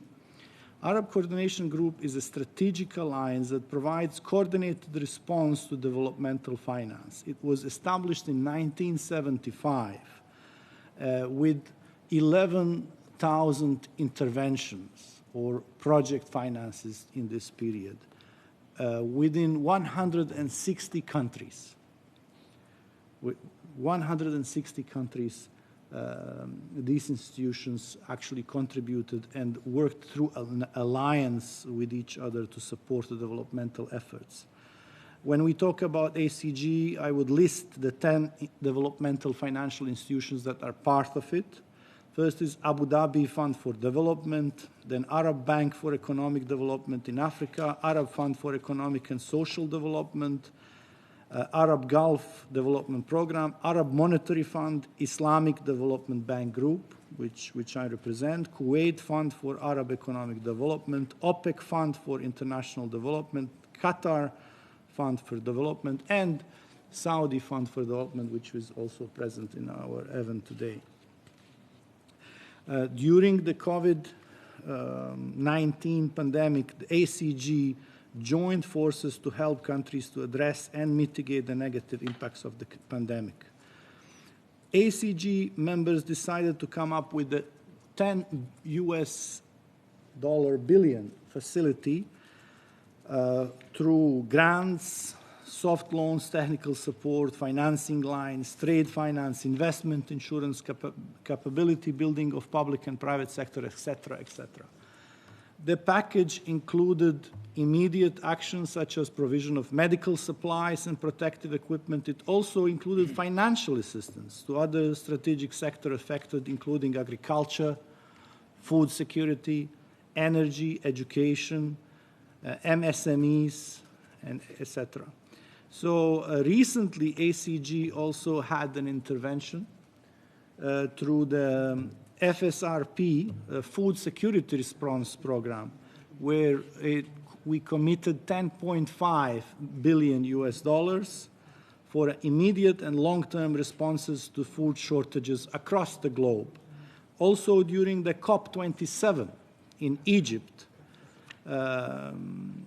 led by Islamic Development Bank Group, ACG announced an 8-year facility of $24 billion financing package that would support climate action activities in common member countries. This commitment aims to support the acceleration of the energy transition, the increased resilience of food, transport, water, and urban systems, and promotion of energy security in countries including the least developed countries and small island developing states. Under this package, ACG also agreed to leverage concessional finance to de-risk and catalyze private sector investments in areas and regions where it is needed the most, utilizing a range of financial instruments such as loans, blended finance, guarantees, various Islamic financing instruments. Just to share with you that South-South cooperation was identified as one of the mechanisms to be used to identify practical solutions to adaptation and mitigation needs of developing countries while contributing to its climate finance flows. At the end, I think that Arab Coordination Group is an excellent example of from the Arab region pooling resources and joining hands to provide comprehensive package to support countries in need to scale up their efforts to tackle the pressing challenges and achieve sustainable development goals. Now, you asked me a question on examples of concessional loans and the blended financings that we did in the Arab world. I wanted to just single out, because my 10 minutes are already passing, so I will just single out the Lives and Livelihoods Fund, which was established with the IDB, Abu Dhabi Fund for Development, Bill and Melinda Gates Foundation, and Islamic Solidarity Fund for Development, King Salman Humanitarian Aid and Relief Center, and Qatar Fund for Development. Through this facility, we provided $1.4 billion in 22 member countries, which benefited 3 million farmers, and 12.5 million women access to quality health care, 7.5 million people with better access of water and sanitation facilities. Now, we just, in our last annual meeting, which happened in this month, we announced LLF2, which would be a continuation of these efforts that would take also in consideration the climate sensitivity, and all our finance that would be provided would be having the factors of climate in consideration. So I can talk more, but my time is off, and thank you very much for listening. We thank you very much, Mr. Bukvich from the Islamic Development Bank. If we had time, I'm sure the president of the HLC would be itching to ask you some questions. You have South-South in your DNA. I will not forget that. You make it sound as if your bank doesn't exist to make profit. You're just doling out money, and it will be interesting to explore that with you some other time. We thank you very much, and for what you do. Listening to you about Yemen and Somalia, they are associated with hunger, conflict, but now you're bringing a positive story about microfinance. We could talk about that more and more, but because of time, accept our gratitude for the examples you have shown and the lessons that are there. The Arab Coordination Group, ACG, needs to be studied on its own to see what they are doing right that we can learn from. Excellencies, distinguished delegates, ladies and gentlemen, we are going to move from the Arab region, the Arab states, quickly to the states of Latin America and the Caribbean. What lessons can we learn? What are they doing right that we can copy or replicate or adapt somewhere else? We welcome now Mr. Rodrigo Hernandez Araujo. Sir, I hope I got the pronunciation right. He's the Director of South-South Cooperation and Pacific Alliance at the Mexican Agency for International Development Cooperation, MEXCID. Now, member states from the Latin American and Caribbean region have taken measures to strengthen their institutional mechanisms to manage South-South cooperation, and in some cases, to measure the quality and impact of their programs.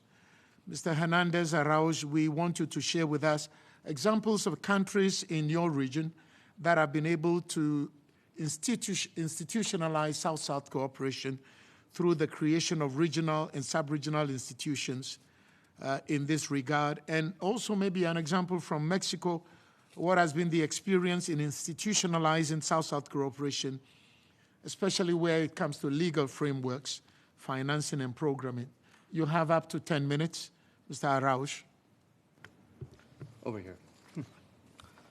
Muchísimas gracias por la invitación a participar el día. Thank you very much for inviting me along today. On behalf of the government of Mexico and the President and the Foreign Secretary, I'd like to thank you for your efforts and for the United Nations' generosity for organizing today's event. As a country of the Global South, Mexico is fully committed to serving as an amplifier for the voices of other countries and to ensure that cooperation efforts get where they're needed most. Via South-South and triangular cooperation, Mexico is part of the efforts advocating for Agenda 2030 and tackling shared challenges. Effective cooperation is ever more necessary in order to successfully overcome the most pressing challenges of current-day Latin America and the world more generally, such as the economic crisis, inequalities, global polarization, forced migration, and the impending climate crisis. The countries of Latin America and the Caribbean have managed to institutionalize South-South cooperation via the creation of regional institutions and sub-regional bodies, as well as a number of mechanisms to implement that cooperation.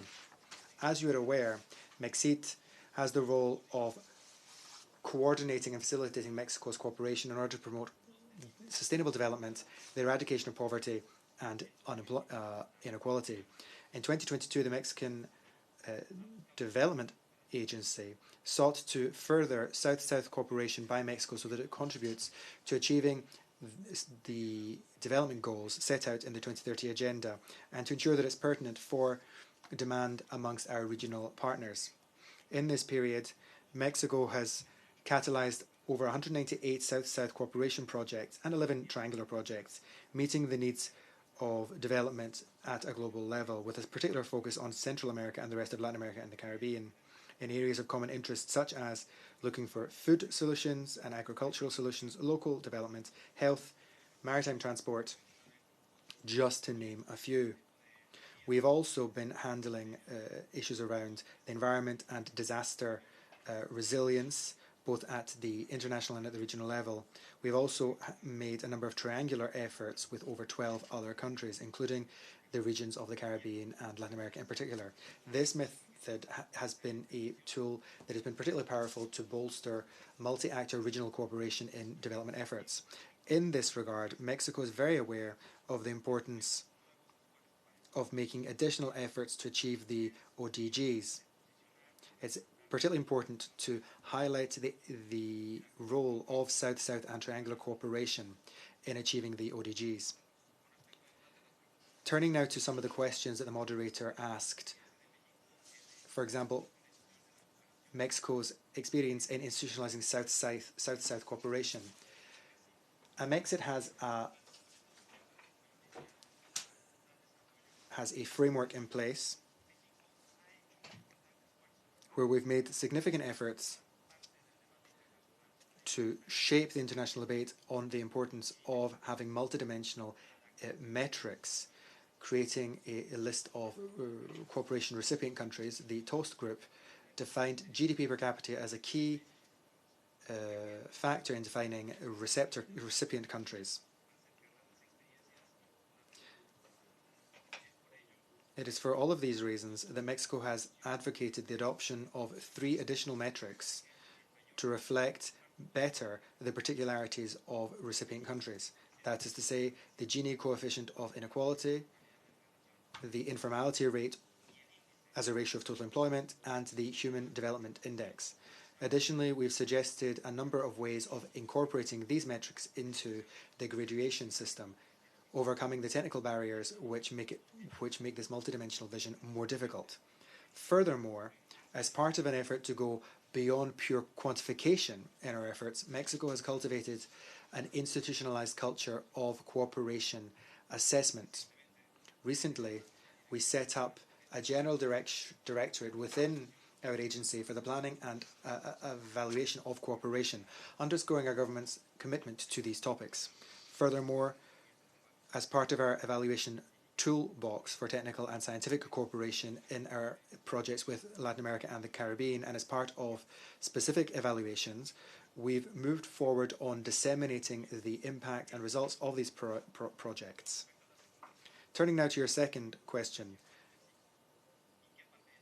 which was on the role played by institutions in the COVID period. I can say without doubt that the pandemic has been a challenge for cooperation amongst our countries. The lack of mobility, budget cuts, and abrupt changes due to the health crisis have more than ever encouraged innovation and optimization of available resources for cooperation. In Mexico, and based in our role as a dual cooperation actor, as a recipient and a South-South participant, we've been able to redeploy available resources to meet emergencies during the pandemic and also leverage additional resources towards a diverse range of sectors, benefiting not just Mexico, but also regional partners, as well as triangular projects, working with a number of donors on a range of issues such as protecting the environment, gender issues, and economic development. Our Insignia project in Central America, as well as others, have benefited more than 48,000 people in Honduras and El Salvador via social projects to share capacities and have resulted in significant economic benefits, alleviating the impact of the pandemic in these countries. That is why we've decided to extend the project to a number of other countries in the region. Mexico is a regional leader in life sciences and one of the major parties in CEPAL's projects. In 2021, we exported $1.7 billion of pharmaceutical projects, making us the largest exporter of these products in Latin America. We represent 20% of total exports in this sector in the region. Our strategic partnership with India, as well as the pandemic and our background, have led to a scientific and technological partnership without precedent in the health sector, allowing us to sign a partnership between healthcare and pharmaceutical companies in both countries for a technological transfer between the countries in production, development, and investigation around a number of products, including vaccines. Furthermore, we have a scientific partnership on health, cancer treatments, including innovative latest generation treatments. We acknowledge that there's still a long way to go to recover from the pandemic, but we are convinced that cooperation is a catalyst for development and is fundamental to consolidate our recovery and for social cohesion in our nations. Turning to measuring South-South cooperation and the question that you raised around Mexico's experience with gathering data on flows of South-South cooperation, Mexico has been a major promoter of the idea of efficiency in cooperation and continues to be so. These ideas are ever more important.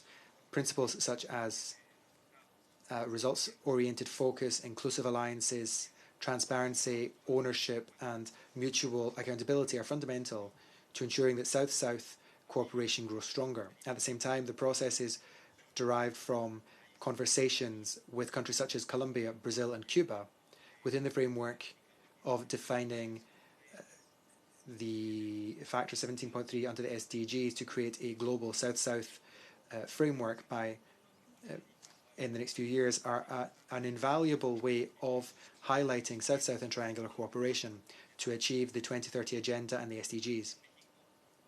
In Mexico, we have invested $192 million in our international cooperation, including technical cooperation provided to brother nations, cooperation via the multilateral system, investment in social programs in Central America, humanitarian aid, foreign scholarships, and operations to maintain peace, all of which Mexico has participated in. The opportunity provided to us by the framework to measure South-South cooperation under Indicator 17.3 of the SDGs provides a unique opportunity to position our efforts and underscore the efforts made by the Global South in order to achieve sustainable, fair and equitable development. We invite you all to join this effort. Finally, at a crucial time for our institutions, the challenges that we face are major. However, we have to ensure that our cooperation is of the highest quality, that it is coordinated, and that it provides integration so that we can effectively overcome the shared challenges in the global on the global stage. We must now more than ever be innovative, move towards new modes of cooperation, and propose transformative solutions to achieve the objectives of the 2030 Agenda 2030 and deal with the new reality that the post-pandemic time has thrown up. Thank you very much, Chairman. Muchas gracias, Señor Hernández Araújo. That's all my Spanish to say thank you for your points over there. 188 South-South projects focus on environment and disaster resilience. You mentioned that Mexico is the regional leader. I missed the point. The regional leader in what?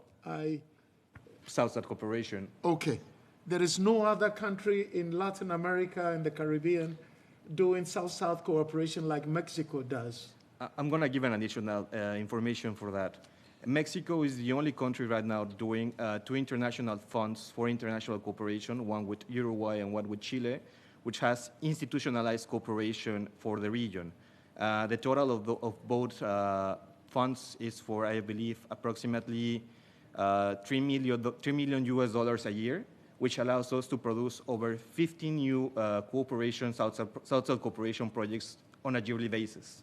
I believe that Brazil, which is looking at me right now, could debate this with other alternatives for South-South cooperation. But in the perspective of Mexico... Brazil has not said anything, Mr. Araújo, but they are looking at you. Yes. And I think this is very good. You said cooperation is a catalyst for sustainable development. I think somebody's also getting agitated right there at the top, which is a good sign. But thank you for also highlighting your strategic partnership with India. That is another part of South-South cooperation. Muchas gracias, Señor. Thank you very much, Mr. Hernández Araújo, for sharing those elements. Ladies and gentlemen, Excellencies, we are now moving to our final regional presentation. And then after that, I'll be turning to Madam Rosemary Kalapurakal, who is a Deputy Director in the UN Development Coordination Office, to be the first respondent.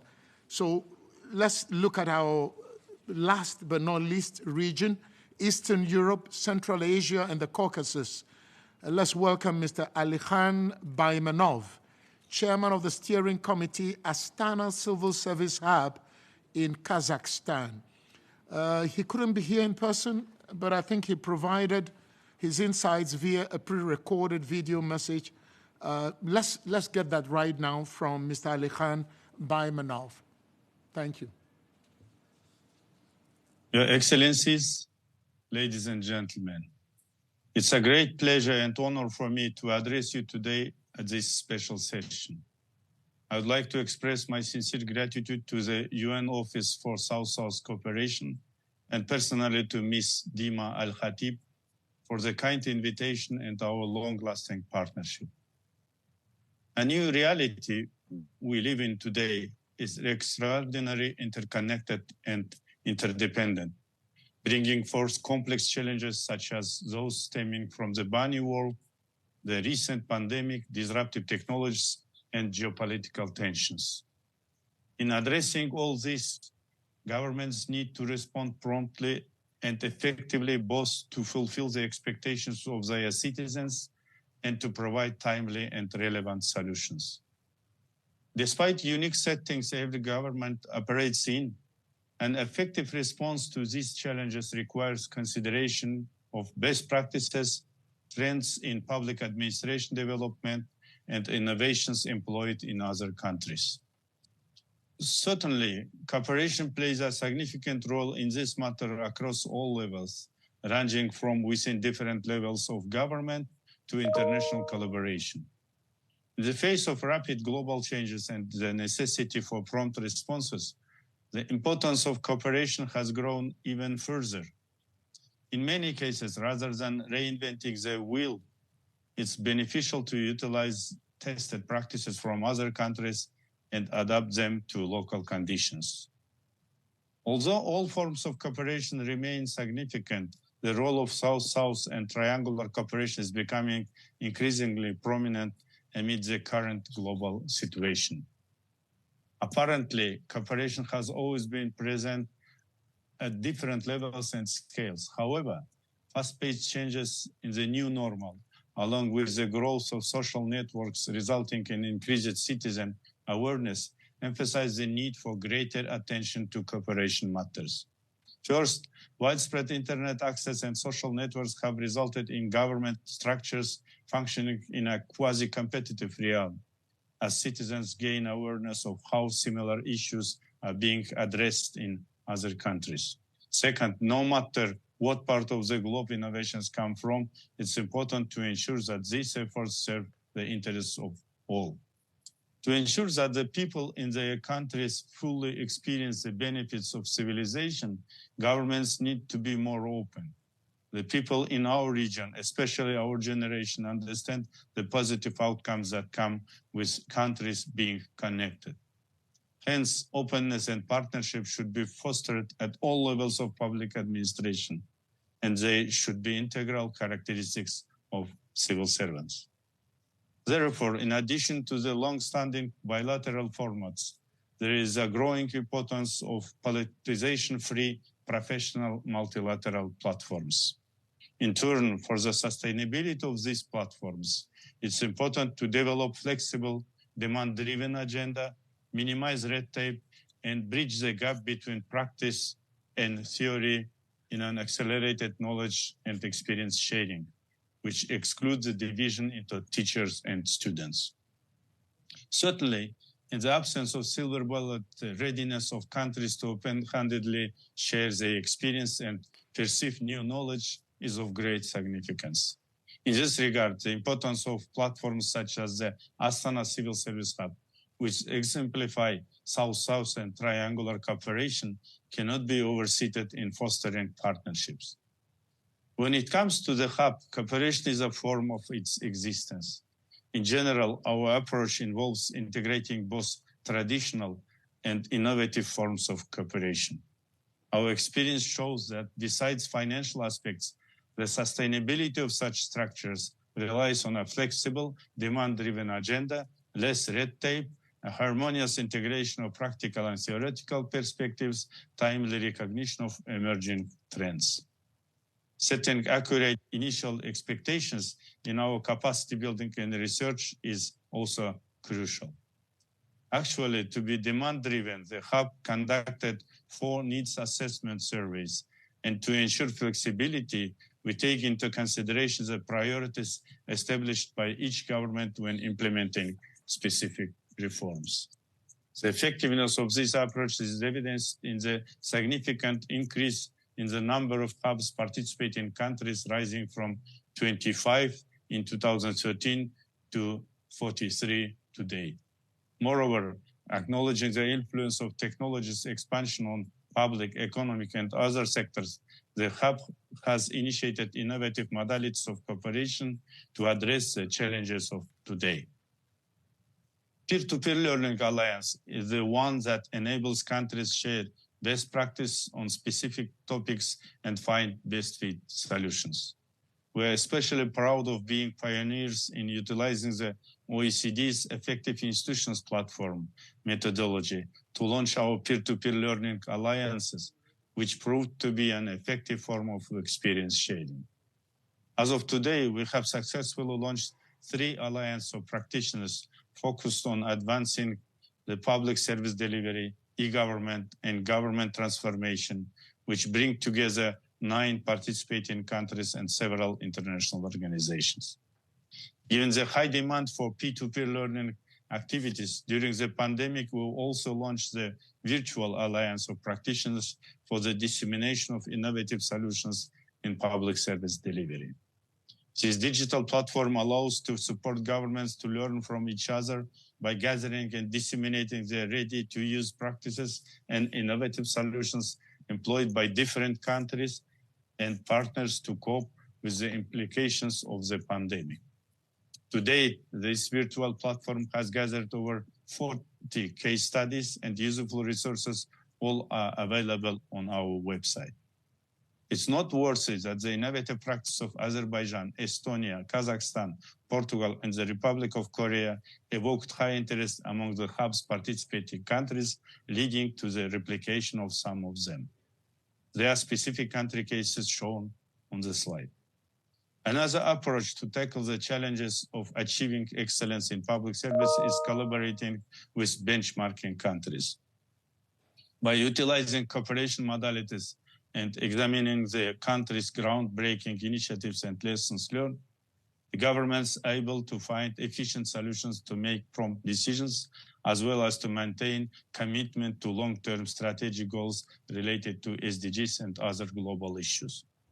I'd like to underline that we are fortunate to have a joint regional project with the benchmark country as the government of the Republic of Korea and the UNDP, aimed at improving the capacity of civil servants responsible for digitalization of public services and governance in 7 countries of Central Asia and Caucasus. The significant support from the government of Korea, a global leader in digitalization and innovation, allows participating countries to compare with its best practices and innovative solutions.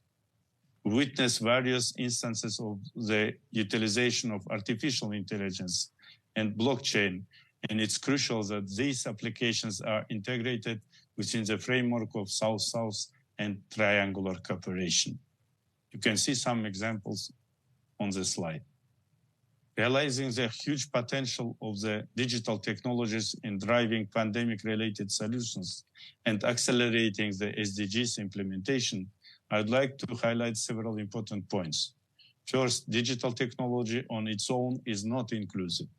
It's crucial for governments to design thoughtful strategies that promotes partnerships, social cohesion, and eliminates digital divides. To be inclusive, digital change requires a whole of society approach.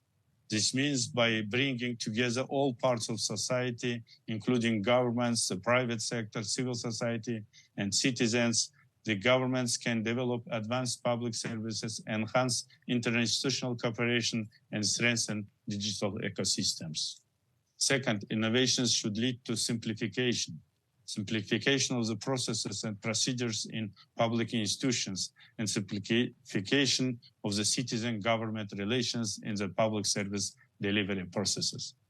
Last but not least, disruptive technologies need to be shaped in a way that ensures transparent and open decision-making, excluding any possible abuse, and hereby ensuring citizens' rights and freedoms. Dear participants, digital technologies offer vast opportunities for collaboration, data exchange, and decision-making, accelerating SDG progress. However, they can also widen socioeconomic gaps for those lacking affordable tools or skills. Hence, only through joint efforts, sharing best practices, lessons learned, we can build a better and more sustainable future. I wish you all every success in your endeavor. Thank you very much. We thank you very much, Mr. Ali Khan Baymanov, of the Astana Civil Service Hub in Kazakhstan. Excellencies, ladies and gentlemen, we are in our very last segment as I thank Mr. Baimanov over there. Many points. I wish we could dig in deeper. Just want to thank all the panelists so far as we prepare for this final leg of our gathering here this afternoon. For the next few minutes, we have this fresh segment where we are going to get the views and some pointers from a number of distinguished contributors we are calling the key correspondents. So we are going to go now live to Geneva. I wonder what the time is now in Geneva. It must be late in the evening. Ms. Anu Peltola is the director of the statistical unit in UNCTAD, and she is going to provide her brief reflections on the discussion so far. Ms. Peltola, the floor is yours. I believe you're joining us live, if I'm not mistaken. Could we have Ms. Peltola of UNCTAD live? The floor is yours. I yield the floor. Thank you.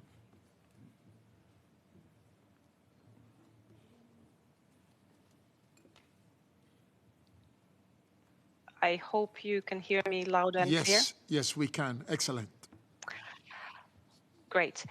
It's a great honor to join you for this important thematic discussion of the High-Level Committee on South-South Cooperation. The examples have been rich, and the dedication really shows the crucial importance of countries' mutual support.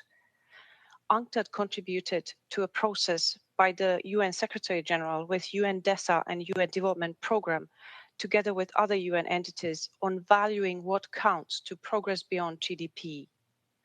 This initiative calls for greater solidarity to address inequalities. I think today's discussions resonate strongly with this call by the UN Secretary General. Compounding crises are challenging us, as mentioned by many presentations, from the pandemic to climate change, economic and environmental vulnerabilities, but also severe human challenges, poverty, hunger, inequalities. Strikingly, the Human Development Index dropped for 2 consecutive years in 2021 and 2022 globally across all regions after 30 years of continuous increase. So this really has to tell us something has to change. Many countries of the South are yet to recover from the pandemic and remain highly vulnerable. At the same time, we are to scale up all the efforts to progress towards the 2030 agenda. The pandemic tested our resilience to deal with unexpected shocks. But it also shows that people are interconnected, no matter where, whether in landlocked countries, island states, developed or developing countries, we are linked. We heard from across regions today that the challenges we face can only be addressed through stronger cooperation and innovation.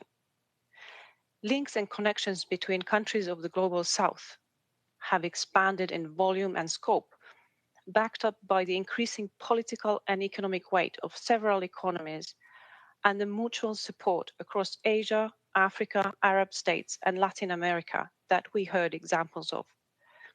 More than 80% of the world's population live in the countries of the South, developing economies. This brings great potential, but also it underlines the importance to consider the needs of the majority of world's population. We will rely on financing for sustainable development to achieve our common development goals. This is about solidarity, putting people at the center to ensure well-being for everyone, everywhere, including ensuring the sustainability of all our actions to enable the rights for future generations. To be effective, we need to develop methods to assess how much it will cost to achieve SDGs, so that we can target investment, plan in national budgets, and plan and target donor support in a way that considers the priorities, trade-offs, and synergies across the 2030 agenda that the countries define. Digitalization was mentioned repeatedly today, it rose to a high value during the pandemic. And we've seen that knowledge-intensive sectors continued strong through the pandemic. However, digital divides are wide, leaving people disconnected. Digital data are held by few. If we are to achieve the Sustainable Development Goals, we do need to ensure access to technology, medication, capabilities. We've heard many examples of impactful good practices. This shows that by bringing countries together, leveraging the strengths, resources, and expertise, we can concretely support one another to leap forward with applicable, affordable, and adaptable solutions, which I heard today. To truly understand and harness the power of South-South cooperation, we need a comprehensive way to measure South-South cooperation flows. Thanks to the joint efforts by the countries of the Global South, representing all continents, for the first time now, we have a global voluntary framework to measure South-South cooperation, and UNCTAD is happy to provide custodianship for this framework at countries' request. This was developed by the countries of the South, initiated in Latin America with the UN support, and it was endorsed by all member states at the UN Statistical Commission in 2022. It is a really historic opportunity to inform development finance debates with data of the Global South and included in the new SDG indicator. We will be launching a global effort to enhance capacities of countries to measure their mutual support to each other, the flows, not to measure the impact as such. This work we do jointly with UN regional commissions, UN DESA, and in coordination with the UN Office on South-South Cooperation. Whether it's about scaling up financial resources or bringing the technological device to a close, ensuring food and medical supply, South-South and triangular cooperation provide the way. Countries' measures of these efforts, we hope, will inform action to eradicate poverty, provide quality education, enhance gender equality, and fund climate action, making our efforts more targeted, efficient, and impactful. To finish, the discussions outlined South-South cooperation as a path to a future with enhanced resilience and green recovery, shared technology, tools, and good practices, peace, and scaled-up financing for development to progress towards the SDGs. For, and I quote, more meaningful and better lives, as we heard today, and also, as we heard, for coordination, cooperation, co-creation, and coexistence. Thank you. Wonderful. Somebody was listening in Geneva to Professor Pietre Terreblanche. At almost midnight. And we salute you for being awake and being reminding us of some of the things we've been discussing. Thank you for the special sacrifice. Ms. Anu Peltola, Director of Statistical Unit, UNCTAD, we appreciate you very, very much for your perspectives. And now, to save time, I'm just going to go straight to Ms. Rosemary Kalapurakal, Deputy Director, Development Coordination Office here at UN headquarters, to provide her perspectives as one of the key respondents. Rosemary, we know you have to leave, so the floor is yours now. Thank you, Mr. Moderator, distinguished delegates, colleagues, ladies and gentlemen. I apologize that I have to leave, but we're running a bit late and I have a conflicting appointment. But it really is a very great pleasure for me to join you today for this reflection on the critical opportunities of South-South and triangular cooperation. We're representing the UN, certainly, but also, as Mr. Bukwich said, very proud to have South in my DNA. As we've heard so far, the story of innovations from the Global South are a source of pride for us, with the population, the youth, the explosive potential of technology and trade, diverse homegrown solutions and capacities. That's what we've been hearing throughout as a critical part of the solutions needed for a new era of international development cooperation. Needed even more for a world that is striving to support and accelerate post-COVID recovery and SDG implementation, as we near the halfway point to the 2030 goalposts. As so many speakers have reflected already, how can we bring our best talent and experience to help advance to a world that is truly sustainable, just, and inclusive? We've heard throughout the critical references to the role of the UN development system and specific entities in the various examples in facilitating, catalyzing, and accelerating nationally designed South-South and triangular cooperation. This mandate is clearly reflected in the BAPA Plus 40 outcome document and in the UN Office of South-South Cooperation Strategic Framework.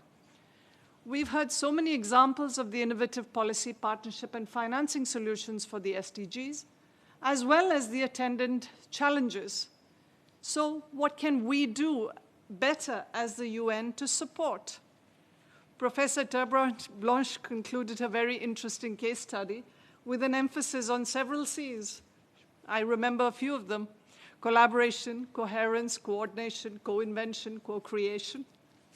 I'm here representing the resident coordinator system, which has been strengthened through the UN development system reforms and mandated by you, dear member states, to enable the UN development system to work in a more impactful, coherent, coordinated way to deliver more timely, more relevant, more impactful support from the United Nations at the country level. As an active member of the UN Interagency Mechanism for South-South and Triangular Cooperation convened by the South-South Office, we are proud to be part of these efforts to enable better leveraging of South-South and Triangular Cooperation for Sustainable Development. As many of you heard if you were attending the operational activities for development segment last week of the ECOSOC, over 90% of host country governments rate very favorably the role that UN resident coordinators are now playing in leveraging partnerships for SDG collaboration, which is an important recognition of the value of sharing knowledge on the strides that many countries have made in advancing the SDGs. Some of the examples heard today speak to the important role of the UN development system. Using the convening power and status of the UN as a trusted partner, we have been working as a partnership builder, advocating for South-South and triangular cooperation, brokering knowledge and solutions, providing guidance, etc. And the vast majority of the UN development system entities have already integrated this into their global strategic plans, as well as their corporate reporting. I'm here to tell you that the new invigorated RC system, supported by the Development Coordination Office, is increasingly gearing up to support you within and across countries. So let me give you a few examples of what you can expect from us and what you can turn to us for. On the first level, we've been working very closely with the South-South Office to integrate these dimensions into policy and guidance that we can give to our country teams and resident coordinators for the programming and analysis at the country level, known as the Common Country Analysis and the United Nations Sustainable Development Cooperation Frameworks. For example, you will see these reflected in the Azerbaijan Cooperation Framework, which emphasizes East-East cooperation through the Eastern Partnership between the European Union and Eastern European and South Caucasus partner countries. You'll see it in the Multi-Country Cooperation Framework for the Dutch and English-speaking Caribbean, which highlights South-South cooperation and triangular cooperation as important elements to mobilize financing to combat climate change and build national capacities. You'll find it in the Nigeria framework, identifying specific areas for South-South and triangular cooperation, including diversified economic growth and population dynamics. Some of the country-specific reflections we've heard today speak to areas where we are already gearing up. Having the UN country team and regional coordination mechanisms support your efforts. For example, as our colleague from Thailand was reflecting, there is excellent collaboration between the resident coordinators in the Philippines and Thailand, together with the Thai government, 3 South-South and triangular cooperation initiatives, which are now being supported by the European Union. We were reflecting on these examples earlier this year at the March Asia-Pacific Forum on Sustainable Development to further socialize this information among the wider UN development system. The need for SDG financing is critical, and we've heard specific allusion to the Arab states' support for financial cooperation in the recovery from the COVID-19 pandemic. And in this regard, we're very pleased at the growing role of the UN development system in promoting Islamic financing for the SDGs. In the Kingdom of Saudi Arabia, the UN partnership with the Islamic Development Bank on the potential of AUKAF for SDG financing is a good basis for catalyzing the financing potential. And for the resident coordinator system, the creation of a new Zakat fund to be channeled through the joint SDG fund can further incentivize joint-up collaboration in this area at the country level under the leadership of RCs and taken forward by UN country teams. Regional and cross-regional collaboration in this regard is an important area of support, and we are committed to work with you in this. In Africa, for example, the DCO team has brought in South-South cooperation to engage on the collaboration between China and countries in the Horn of Africa as an entry point for SDG acceleration. This unique initiative was spearheaded by the UN in China, with their cooperation framework already positioning South-South and triangular cooperation as a central component of its national development cooperation strategy, and bringing together regional teams, DCO teams in Asia-Pacific, together with Africa, as well as the country teams in China, with a number of country teams in the Horn of Africa. Additional analytical support for this effort is being provided by a team of economists and partnership officers from these participating resident coordinator offices. Colleagues, let me conclude by just saying that the future of effective development will clearly involve multilateral, solidarity-based development solutions. Please count on your fledgling resident coordinator system to enable greater coordination, coherence, and contextualization, my 3 Cs, from the UN development system, while drawing on the experience and expertise of specific UN entities to help amplify these efforts further. I thank you very much. We thank you very much. Rosemary Kalapurakal, Deputy Director from the UN Development Coordination Office. Many valuable points over there. Again, to save time, we are just saying a big thank you to you, even though you had or you have conflicting engagements, you chose to be here to make your contributions. We are grateful to you. Excellencies, distinguished delegates, ladies and gentlemen, I'm turning now to Mr. Robert Powell. We all know the role of the IMF, and he's the IM Special Representative to the United Nations here in New York. He's got a few points to make for 4 minutes. Maybe the IMF is going to solve all the problems facing developing countries in the South by releasing a lot of money to overcome COVID. They have released a lot of money, but maybe they have more to give. Mr. Powell, you have the floor. Give us some money. Thank you very much, Mr. Chairman. Good afternoon, everyone. I will try to complement what we've heard both from the presenters and also from my friends at UNCTAD and DCO. I'll talk about multilateralism and what we call the IMF peer-to-peer learning or cooperation, much the same as South-to-South cooperation or triangulation. This is relevant in all 3 of the main pillars of the IMF's work, so surveillance, lending, and capacity building. And I'll say something briefly on debt as well, because that's come up a few times in the discussion, where the landscape of lenders has changed significantly in the last few years and is now much more diverse, and South-South cooperation has a critical role in the debt strategy, quite frankly. But first I want to say that multilateral organizations have a very important role to play in encouraging ongoing trust, cooperation and collaboration among members and helping to minimize the impact of fragmentation. We've heard a bit about fragmentation. I've seen various estimates of the economic costs of fragmentation, But it's clear that those who have most to lose from fragmentation are the developing countries who have gained so much from globalization. Now, in our surveillance work, the executive board of the IMF, with representatives from all 190 members, so it's the same membership essentially as the UN here, we discuss the economic performance and policies of all countries each year in what are known as annual Article 4 consultations. Now, apart from the IMF staff analysis of policies, so fiscal policy and monetary policy and gender and climate and all these topics, this is a process of providing peer-to-peer advice. And it's often the countries who are on the board in similar situations as the country under consideration that provide particularly pertinent advice to the country being discussed. And all 190 countries get discussed. So this is your chance to tell me, the British and the Americans and the French what they ought to be doing as well.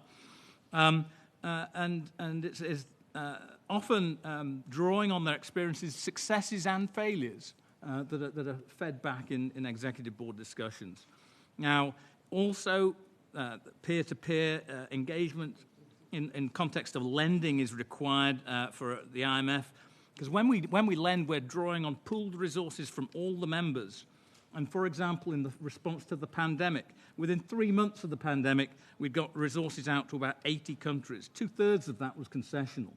And in the overall response, it was 96 countries received about $300 billion very quickly. So, I mean, these are very large numbers, not to mention the SDR allocation of $650 billion that went to all the membership. So this is all very cooperative, countries working together. In many ways, a lot of the economic response, we all know that there were problems with the response to the pandemic, but the economic response of coordinated economic policy making was actually quite swift and in many ways quite successful, and things could have been a lot worse than they turned out to be during the pandemic. I want to talk a bit about capacity building, because that's really where the IMF the peer-to-peer activity is very significant. Capacity building is about 1/3 of what we do. We provide capacity development on macroeconomic issues to our members to enhance economic policies and, importantly, institutions. The bulk of our CD is in areas like public financial management and tax policy, macro frameworks. I should say the most important policy for achieving the SDGs is domestic revenue mobilization. For many emerging market countries, with domestic revenue mobilization combined with more efficient spending, you could finance the SDGs. That doesn't, and I'm not saying that about the low-income countries, but for many of the middle-income countries, domestic revenue mobilization, more efficient spending, and certainly for the advanced countries, I don't know how many of those are going to achieve the SDGs, but you could get a long way with these domestic policies. Now, we do tax policy, macro statistics, financial supervision, legal frameworks. These are really important priority areas, and within that, we have climate, gender, digitalization, all these issues that came up today. We're providing technical assistance on those. And again, the way we're doing it, and I'll come to that now, we have 16 regional capacity development centers, and they're at the forefront of this capacity building that we provide. And we're trying to respond very quickly to our members' emerging needs and help them build stronger institutions. We have centers in the Caribbean, Pacific Islands, in the Middle East, in the Caucasus, in Latin America, and a number of them over Africa. And these are often staffed by topic experts with particular regional expertise and skills, and they're able to bring together their experiences from one country to another.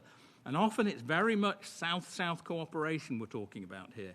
Our CD centers often draw on their regional context to organize peer-to-peer learning events, where a country has just undergone one reform, implementing a VAT, opening a large taxpayer unit, something like that, to discuss with other countries considering a similar reform what the challenges were and how they overcame them. We also arrange secondments between countries where an expert on a topic goes from one to another for a month just to take them through. So there's a lot of genuine coalface is a bad phrase, isn't it? But peer-to-peer activity going on. Finally, let me just say something on debt.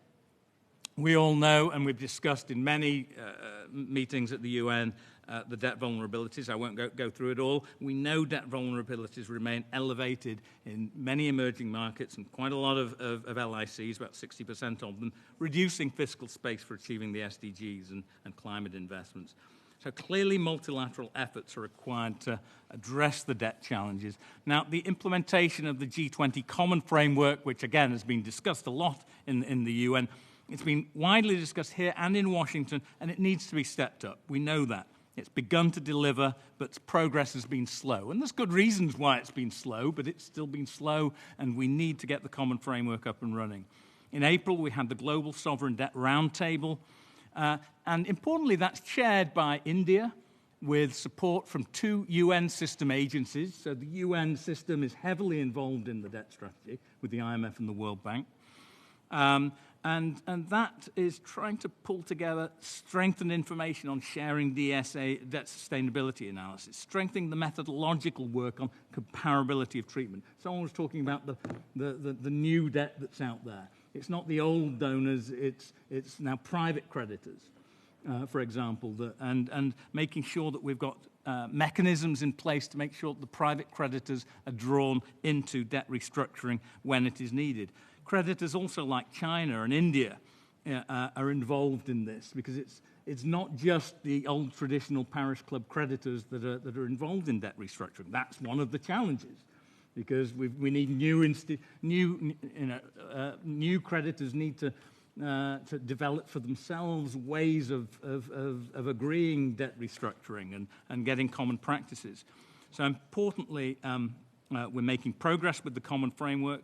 But solving that issue of strengthening is really important, and South-South cooperation is a critical part of that. Maybe I'll leave it there, but I'm always happy to take questions. Thank you very much, Robert Powell of the IMF.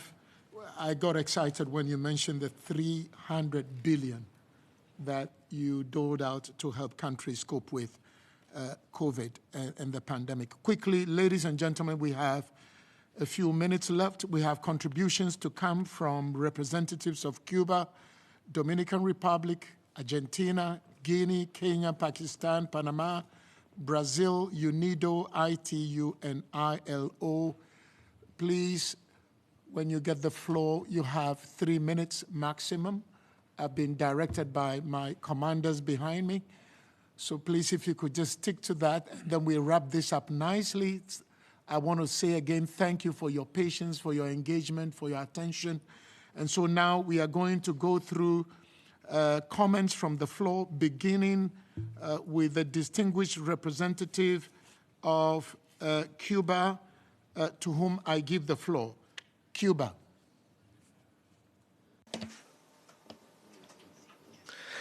Thank you very much.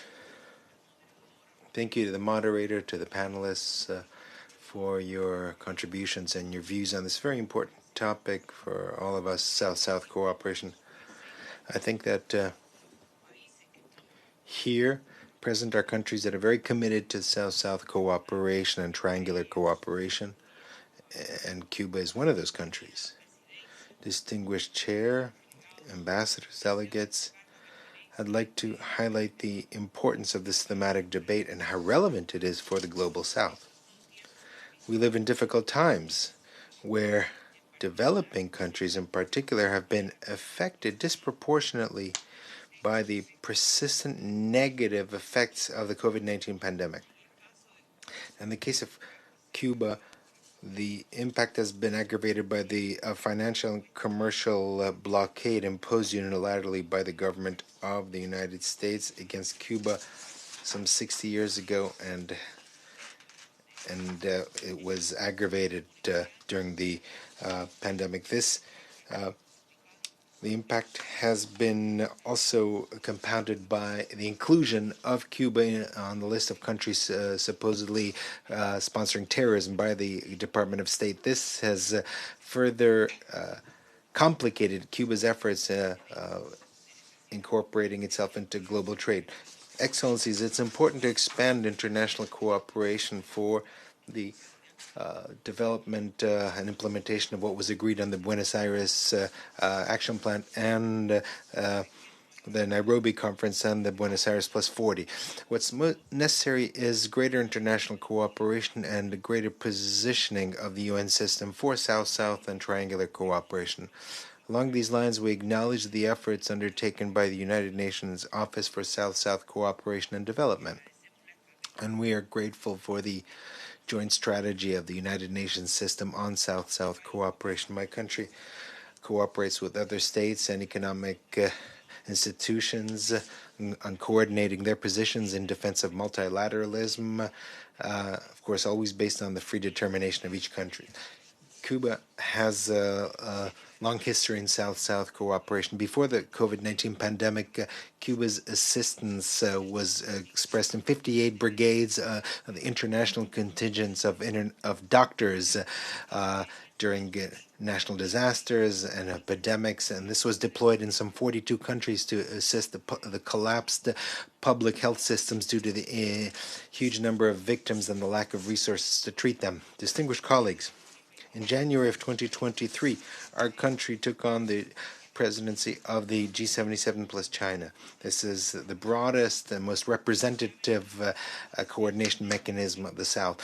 We have deployed an ambitious agenda aimed at giving a voice to the most dispossessed. Along these lines, Cuba invites panelists and delegates present here to consult the 17 projects of cooperation that have been proposed at the initiative of the Cuban presidency of the G77 plus China. These projects cover sectors of particular importance such as biotechnology, education, public health, environment, and climate change. In conclusion, I'd like to make an appeal to the international community to strengthen its partnerships and to take advantage of the links with the UN system in order to address and foster the implementation of the 2030 Agenda. The full version of my statement has been sent to the Secretary. Thank you very much. Muchas gracias. Thank you very much, Your Excellency. We're going to move to the next representative, but before I do that, protocol demands that to my right you see a gentleman here, in case you're wondering if this is still the permanent representative of Sri Lanka to the United Nations and president of the high-level committee, His Excellency Peter Pierres. This is not Mr. Peter Pierres. He hasn't changed.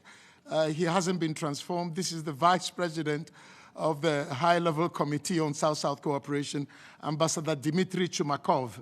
And so I just want to acknowledge him so you don't think something weird is happening here. He is here standing in for a few minutes. And let me move quickly to the Dominican Republic, to the distinguished representative of the Dominican Republic, to whom I now give the floor. Muchas gracias, Presidente. Thank you very much, Chair. During the pandemic, the Dominican Republic received significant amounts of support for COVID. Cooperation was very important to our country. We also received 278 individual donations in cash and technical cooperation, as well as institutional support, amongst others. We had public and private support, as well as a broad range of other initiatives which were key towards our economic recovery and ensuring that the country was amongst the top in the top 10 in recovering from the pandemic. One of the first, indeed, in recovering swiftly in the region. This was acknowledged, indeed, by the magazine The Economist. However, for DR, overcoming the pandemic was very difficult and led to delaying significant, important other structural investments for development. We are aware that not all nations achieved the same results, which is why we understand that the commitment to improve the effectiveness of South-South and triangular cooperation for development is ever more important, because it allows us to overcome the social and economic side effects of the pandemic, as well as the emergency of adapting to climate change that we are all exposed to, and in particular small insular states that are still developing. The Dominican Republic would call for there to be an urgent assessment of South-South cooperation During the pandemic, it felt like there was no way out.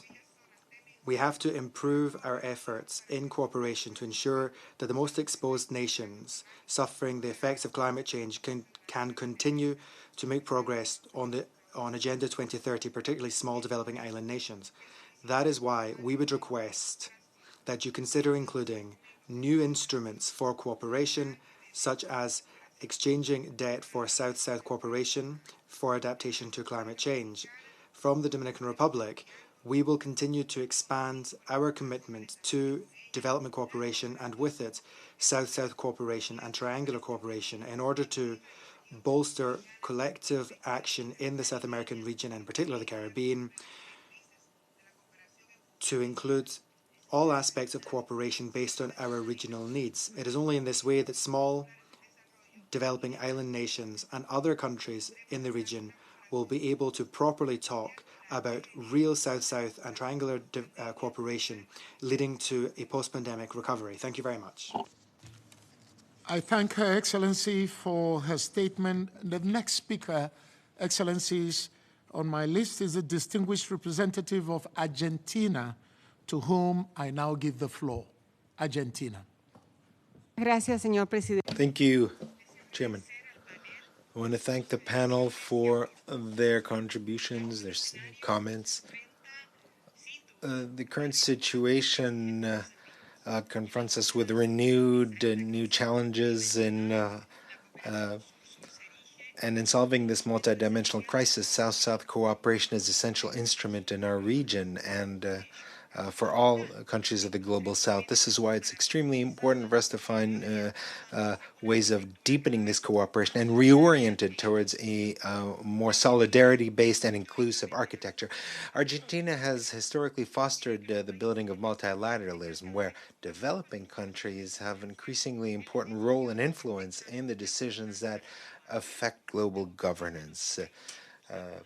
Our country's role in promoting this kind of cooperation that is inclusive and sustainable is manifested by the fact that the Argentinian Fund of Cooperation has been around 30 years, building partnerships for development with the countries of the South, which is reflected in our state policy. Over these 30 years, the Argentinian Fund for International Cooperation, that is since 1992, in all that time, we have implemented projects with some 80 countries through over 10,000 different activities involving some 7,500 professionals. Currently, there's 121 active projects in 46 countries. So this range of activities in which Argentina is active is broad, but the agricultural industry is where we're strongest. We're present in 31 countries and 57 projects in that sector. Currently, there are projects being implemented in different countries such as Bolivia, El Salvador, Honduras, Kenya, Senegal, Antigua and Barbuda, Paraguay, Grenada, Mexico, Japan, Nigeria, and Tunisia, amongst others. This kind of role is also expressed in the work of negotiations in the framework of organizing 2 high-level UN conferences for South-South cooperation. The last one, Buenos Aires Plus 40, took place in 2019 in Buenos Aires, and we're very proud of this, Mr. Chairman. To conclude, I am convinced that my country has tremendous potential for international cooperation and to make an effective contribution to sustainable development. And with that in mind, South-South cooperation is part and parcel of our foreign policy, and we are determined to continue contributing through South-South and triangular cooperation to the development and well-being of humankind. This is a task in which we need to work together actively and in a coordinated fashion in the various international fora, but especially here at the United Nations, which is the most universal of all platforms. Thank you very much, Mr. Chairman. Muchas gracias. Thank you, Your Excellency. And we are moving swiftly. Let me just mention, I've just been given a note that after 6 p.m., which is in about 12 minutes. We are not going to have interpretation. So I think I take responsibility for that. Maybe my time management needs some South-South cooperation when we get there. So let's just hope that we can manage the rest of the time well so that we can end this on a very good note. Let me now yield the floor to the distinguished representative of Kenya. The floor is now yours, representative of Kenya.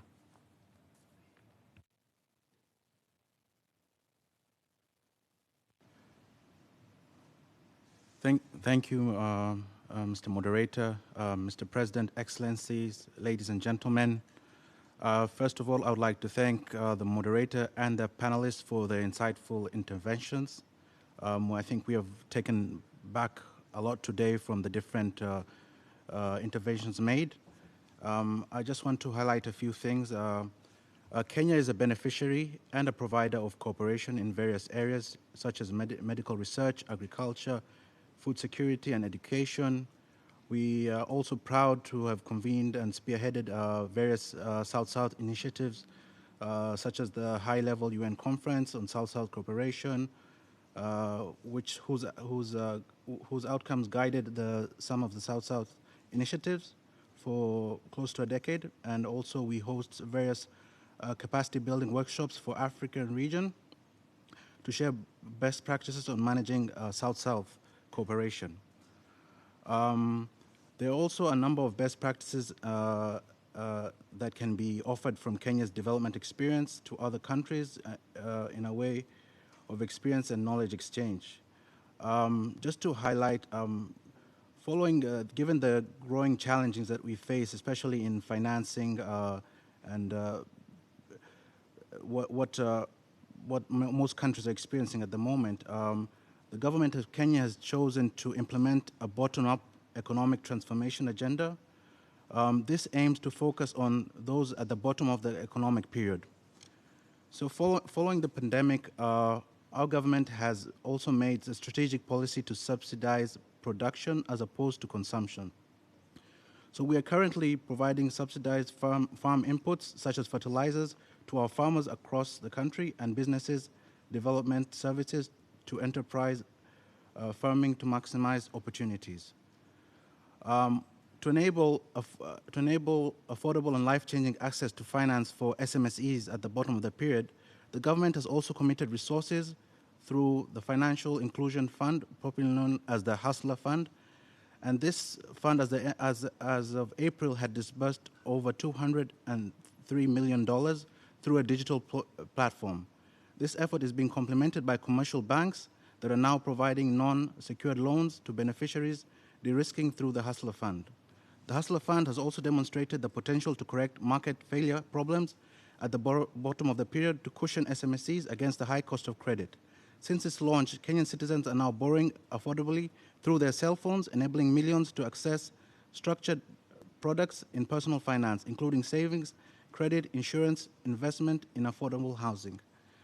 This is changing their credit scores to recognize savings and investments and stepping back from collateral to credit worthiness, turned into a ladder to access credit for investment. We're also enabling savings into investments, into insurance schemes for health and ownership of low-cost housing, just to mention a few of these. Thank you very much. And maybe just a question maybe to the IMF on this, as he mentioned some of the debt. Distinguished representative, you see that your light is flashing? Yes. And I don't know if we may come back to the IMF later. Okay. Or have a bilateral. Just to save time, again, we have 3 minutes for each contributor from among all the distinguished delegates. I'm going to move quickly now from Kenya. Asante sana mzee. We are moving to the next speaker on the list, the distinguished representative of Pakistan, to whom I now give the floor. Pakistan. Mr. President and Mr. Moderator, Excellencies, ladies and gentlemen, let me begin by thanking you for arranging this insightful panel discussion. The world today is facing cascading and interlinked catastrophes in the form of COVID-19 pandemic, global financial slowdown, food insecurity and inflation, supply chain disruptions, and energy shortage. These are in addition to the triple planetary crisis of climate change, biodiversity loss, and environmental degradation. Regrettably, the countries of the South have been disproportionately impacted by these challenges, affecting 1.2 billion people in 111 developing countries who live in acute multidimensional poverty, and half of these are children under the age of 18 years. The world is also facing a development emergency, causing a reversal of decades' progress towards achieving the 2030 Agenda for Sustainable Development. It is obvious that the SDGs are unlikely to be achieved without a significant contribution of the developing countries and South-South cooperation. Mr. Chair, in order to implement the 2030 Agenda through South-South and triangular cooperation and to accelerate the recovery from the pandemic, we need to focus on three important priority areas. Number one, trade. Number two, cooperation in science and technology. And number three, finance and development cooperation. In this regard, my delegation suggests the following. First, interregional South-South trade cooperation linking different developing countries and regions can be significant in enhancing South-South trade relations.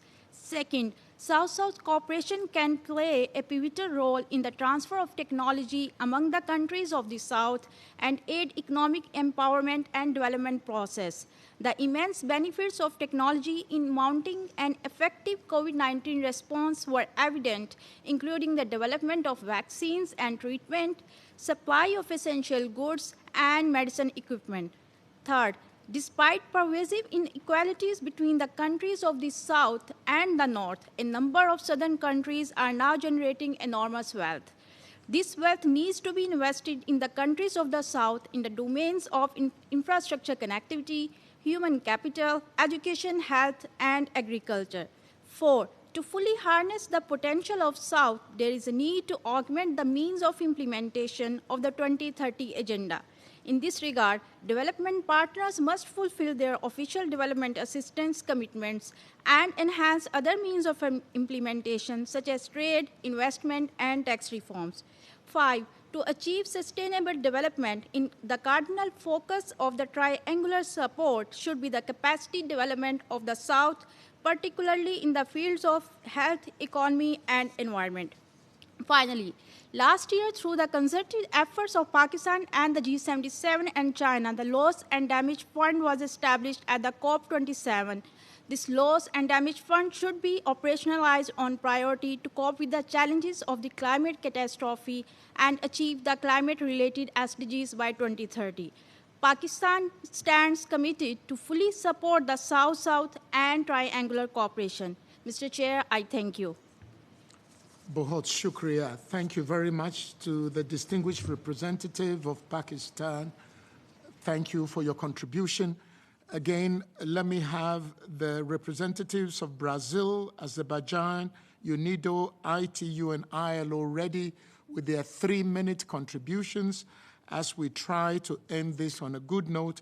But before them, I am now yielding the floor to the distinguished representative of Panama, to whom I now give the floor. Panama.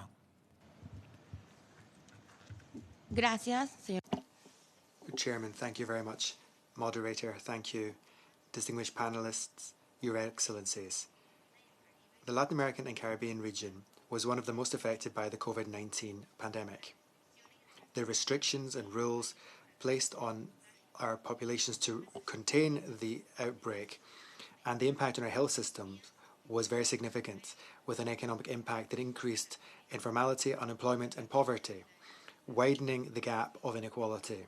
The new global context with a worsened situation due to the pandemic mean that we have to bolster cooperation between nations of the South, improving efficiency and effectiveness of our work and implementation of actions. This is a challenge, and it needs everyone to do their part, including multilateralism.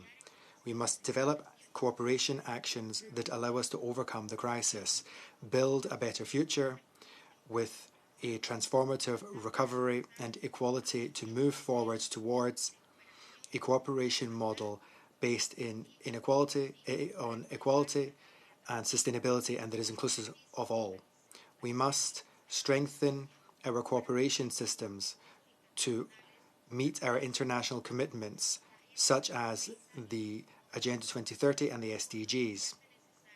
As a result, we need a system that is committed and able to overcome global challenges.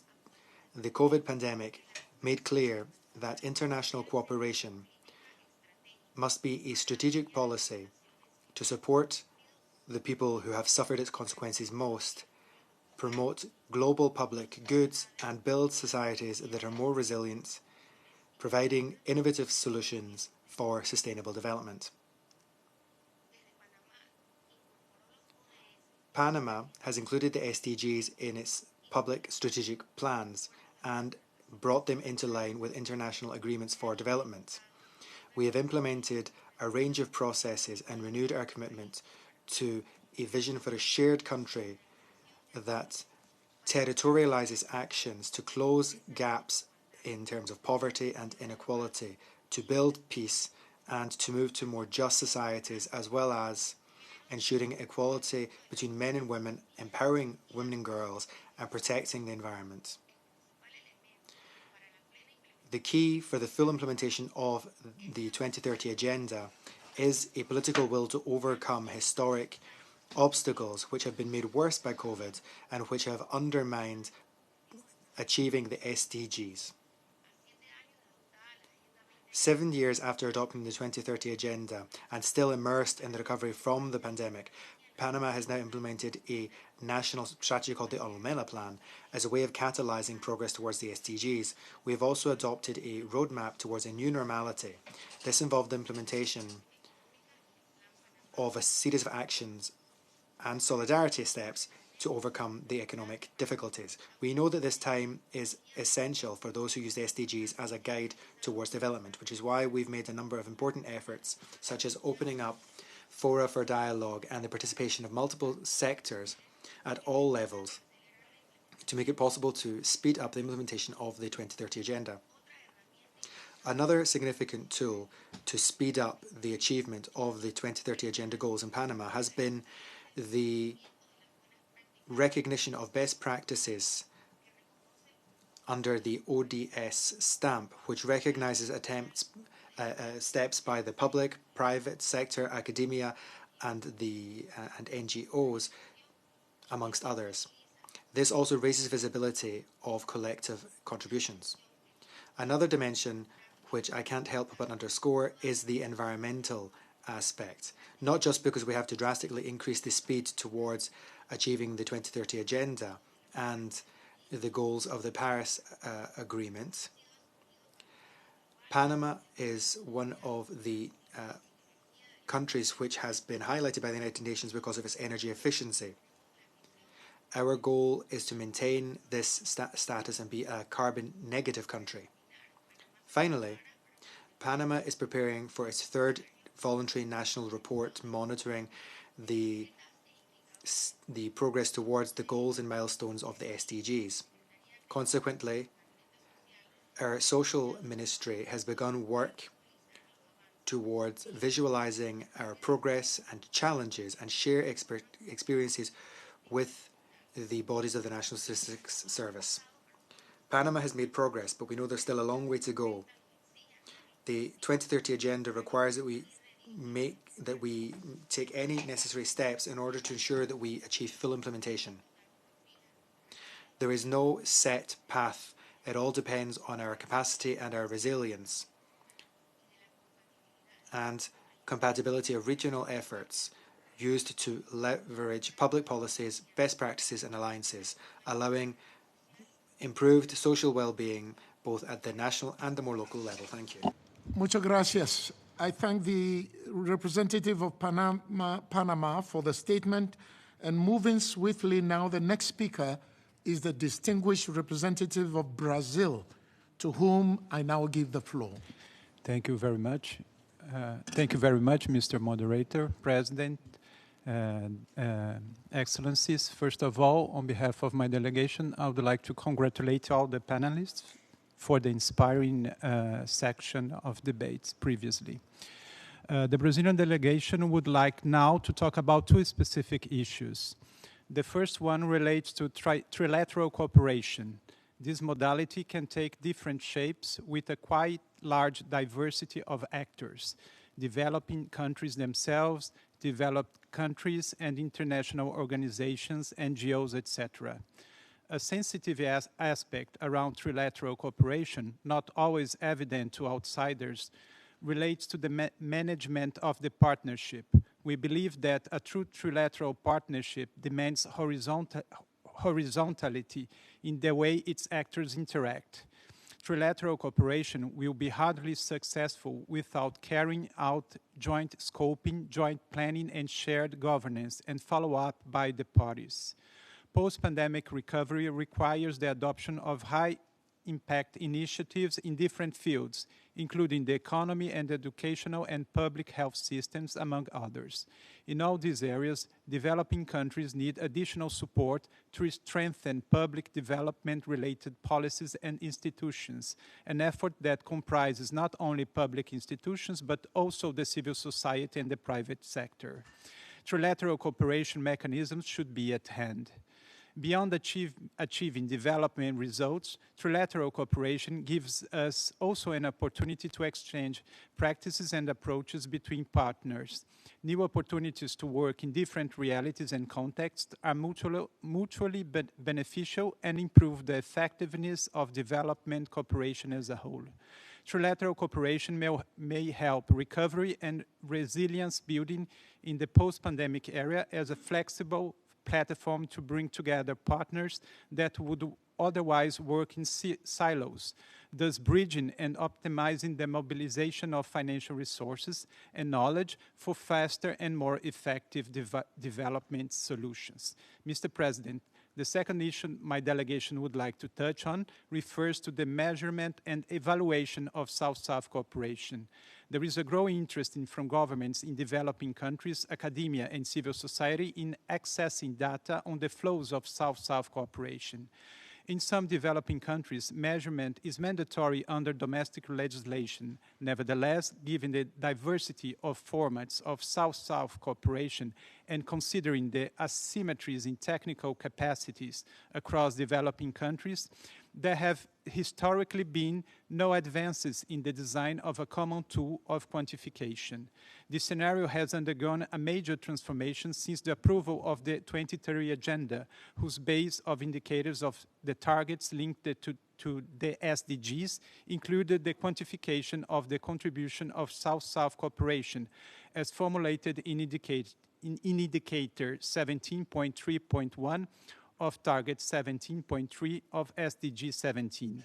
Moreover, the outcome document of the BAPA Plus 40 conference also explicitly addressed this issue. Despite the diversity of formats and practice of South-South cooperation, the formulation of an innovative model for its quantification was considered a timely initiative with the objective of eliminating a void that had been filled by other international actors who have been measuring South-South cooperation through approximations based on criteria and concepts conceived of for other realities. Mr. President, Brazil remains fully committed to and motivated by the success of the testing and validation phase of the proposed conceptual framework to measure South-South cooperation.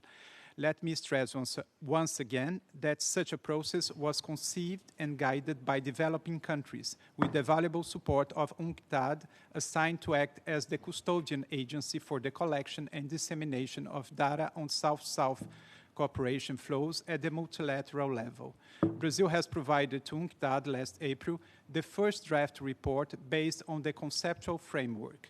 This report includes data on a wide range of South-South modalities provided by Brazil, which amounted to $1.2 billion in 2021, disbursed through bilateral channels and trilateral arrangements, including South-South funds such as IPSA, India, Brazil, South Africa Fund, Brazil FAO, Brazil WFP, and Brazil OAS funds, among others. I thank you very much. Muito obrigado. I thank the representative of Brazil for his statement. Ladies and gentlemen, excellencies, at this point, we were supposed to lose our interpreters several minutes ago, but I look up in the booths and they are still there, so we want to say a big thank you to all the interpreters. They are watching me. On behalf of the organizers, we are saying thank you for sticking with us and not leaving us behind. Thank you for your graciousness. Moving quickly, UNIDO colleagues, ITU colleagues, ILO colleagues, we are one big family, and I have been directed by my commanders right behind me, including His Excellency the President, that you submit your submissions to the Secretariat of the UN Office for South-South Cooperation, just to help us manage the time. I take responsibility. And so to move quickly before I hand us over to the President of the HLC for his concluding statements, let us go to the distinguished representative of Azerbaijan, to whom I now give the floor before the President. Azerbaijan. Thank you, Mr. Moderator, for presenting the floor. Excellencies, esteemed panelists, dear colleagues, today's thematic discussion on accelerating the recovery from the COVID-19 pandemic and the implementation of 2030 Agenda for Sustainable Development through South-South and Triangular Cooperation is of great importance. As we are all aware, the impact of COVID-19, in addition to the compounding effects of other sort of global and regional problems, pose a serious challenge to poverty reduction efforts in developing and least developed countries. We therefore need to work together to strengthen international cooperation for the less advantaged and most vulnerable countries, to help them recover from the COVID-19 pandemic and its impacts, to build resilience against future shocks. At the beginning of the pandemic, Azerbaijan, chairing the non-aligned movement and Organization of Turkic States, was among the first countries actively engaged in mobilizing efforts of the wider international community. In the spirit of multilateralism, cooperation and solidarity to address the pandemic and its negative consequences, my country extensively contributed to the global fight against pandemic through a number of successful undertakings, namely setting an international agenda to combat COVID-19, particularly in developing and least developed countries, providing financial support to a large number of countries, both directly and through international organizations, and third, donating medical items, equipment, and vaccines. As a sign of solidarity, Azerbaijan provided financial and humanitarian assistance to about 80 countries, both directly and through international organizations, to support their fight against the coronavirus in different areas, including health, education, social well-being, food, and security. We provided more than 1 million doses of vaccines to approximately 20 countries. Actually, we offered more than 1 million.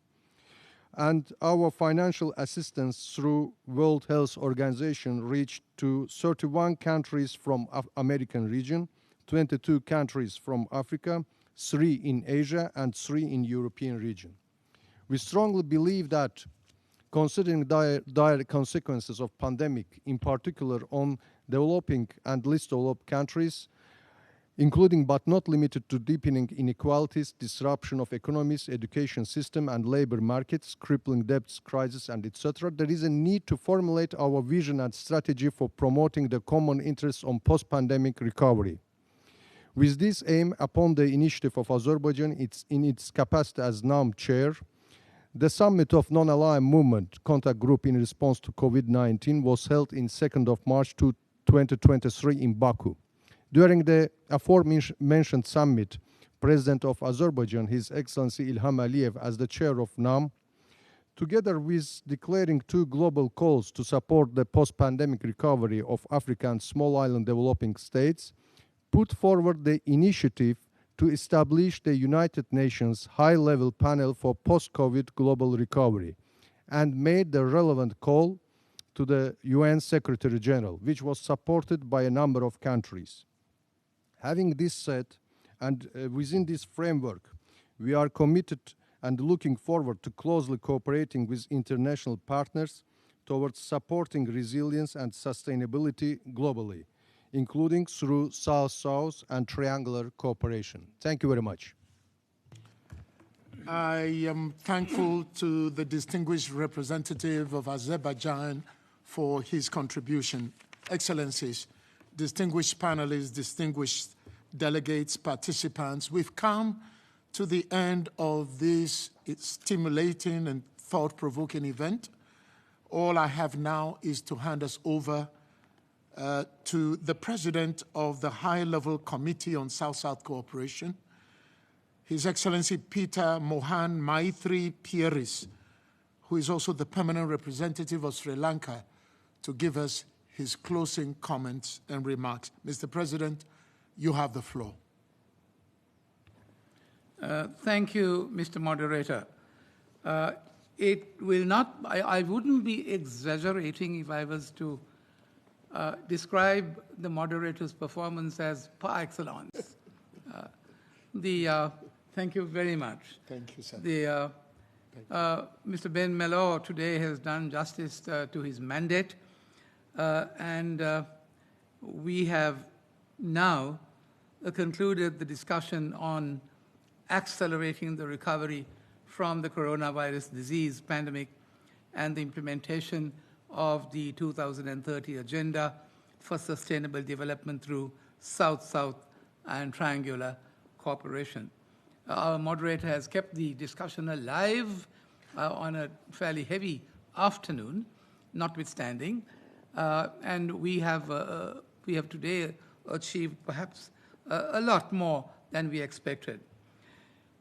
Excellencies, we have heard a galaxy of stars as panelists.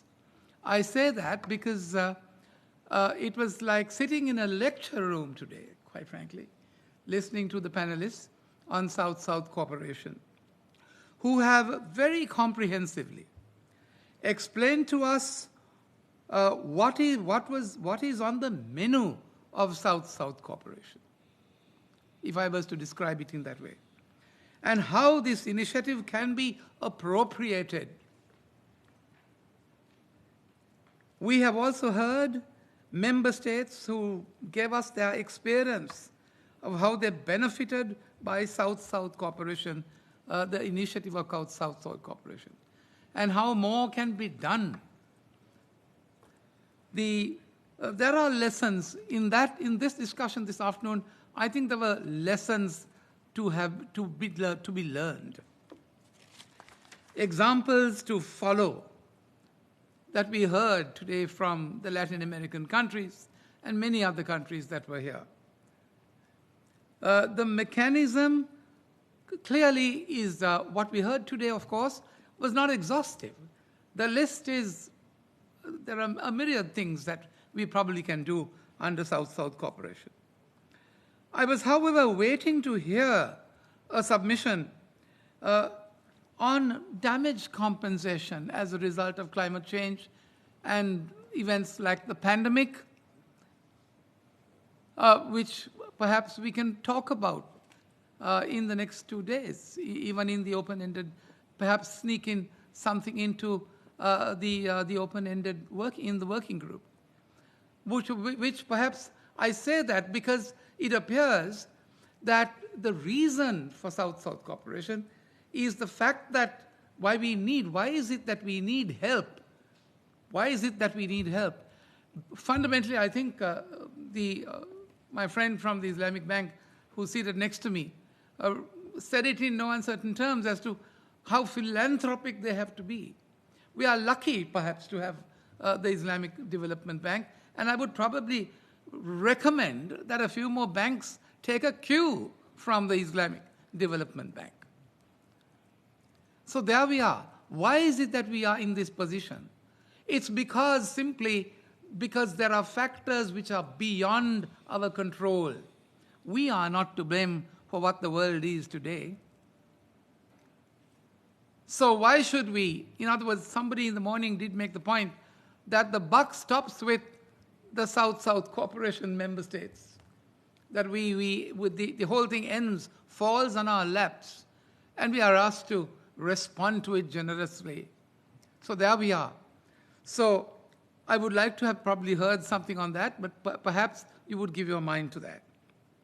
So, my Excellencies, the highlights of the discussion, therefore, today, and the recommendations flowing from this afternoon's deliberations will be reflected in the report of the High-Level Committee, SSC 21/L4, and is deemed appropriately, as deemed appropriately tomorrow by the working group in the draft decisions of the committee.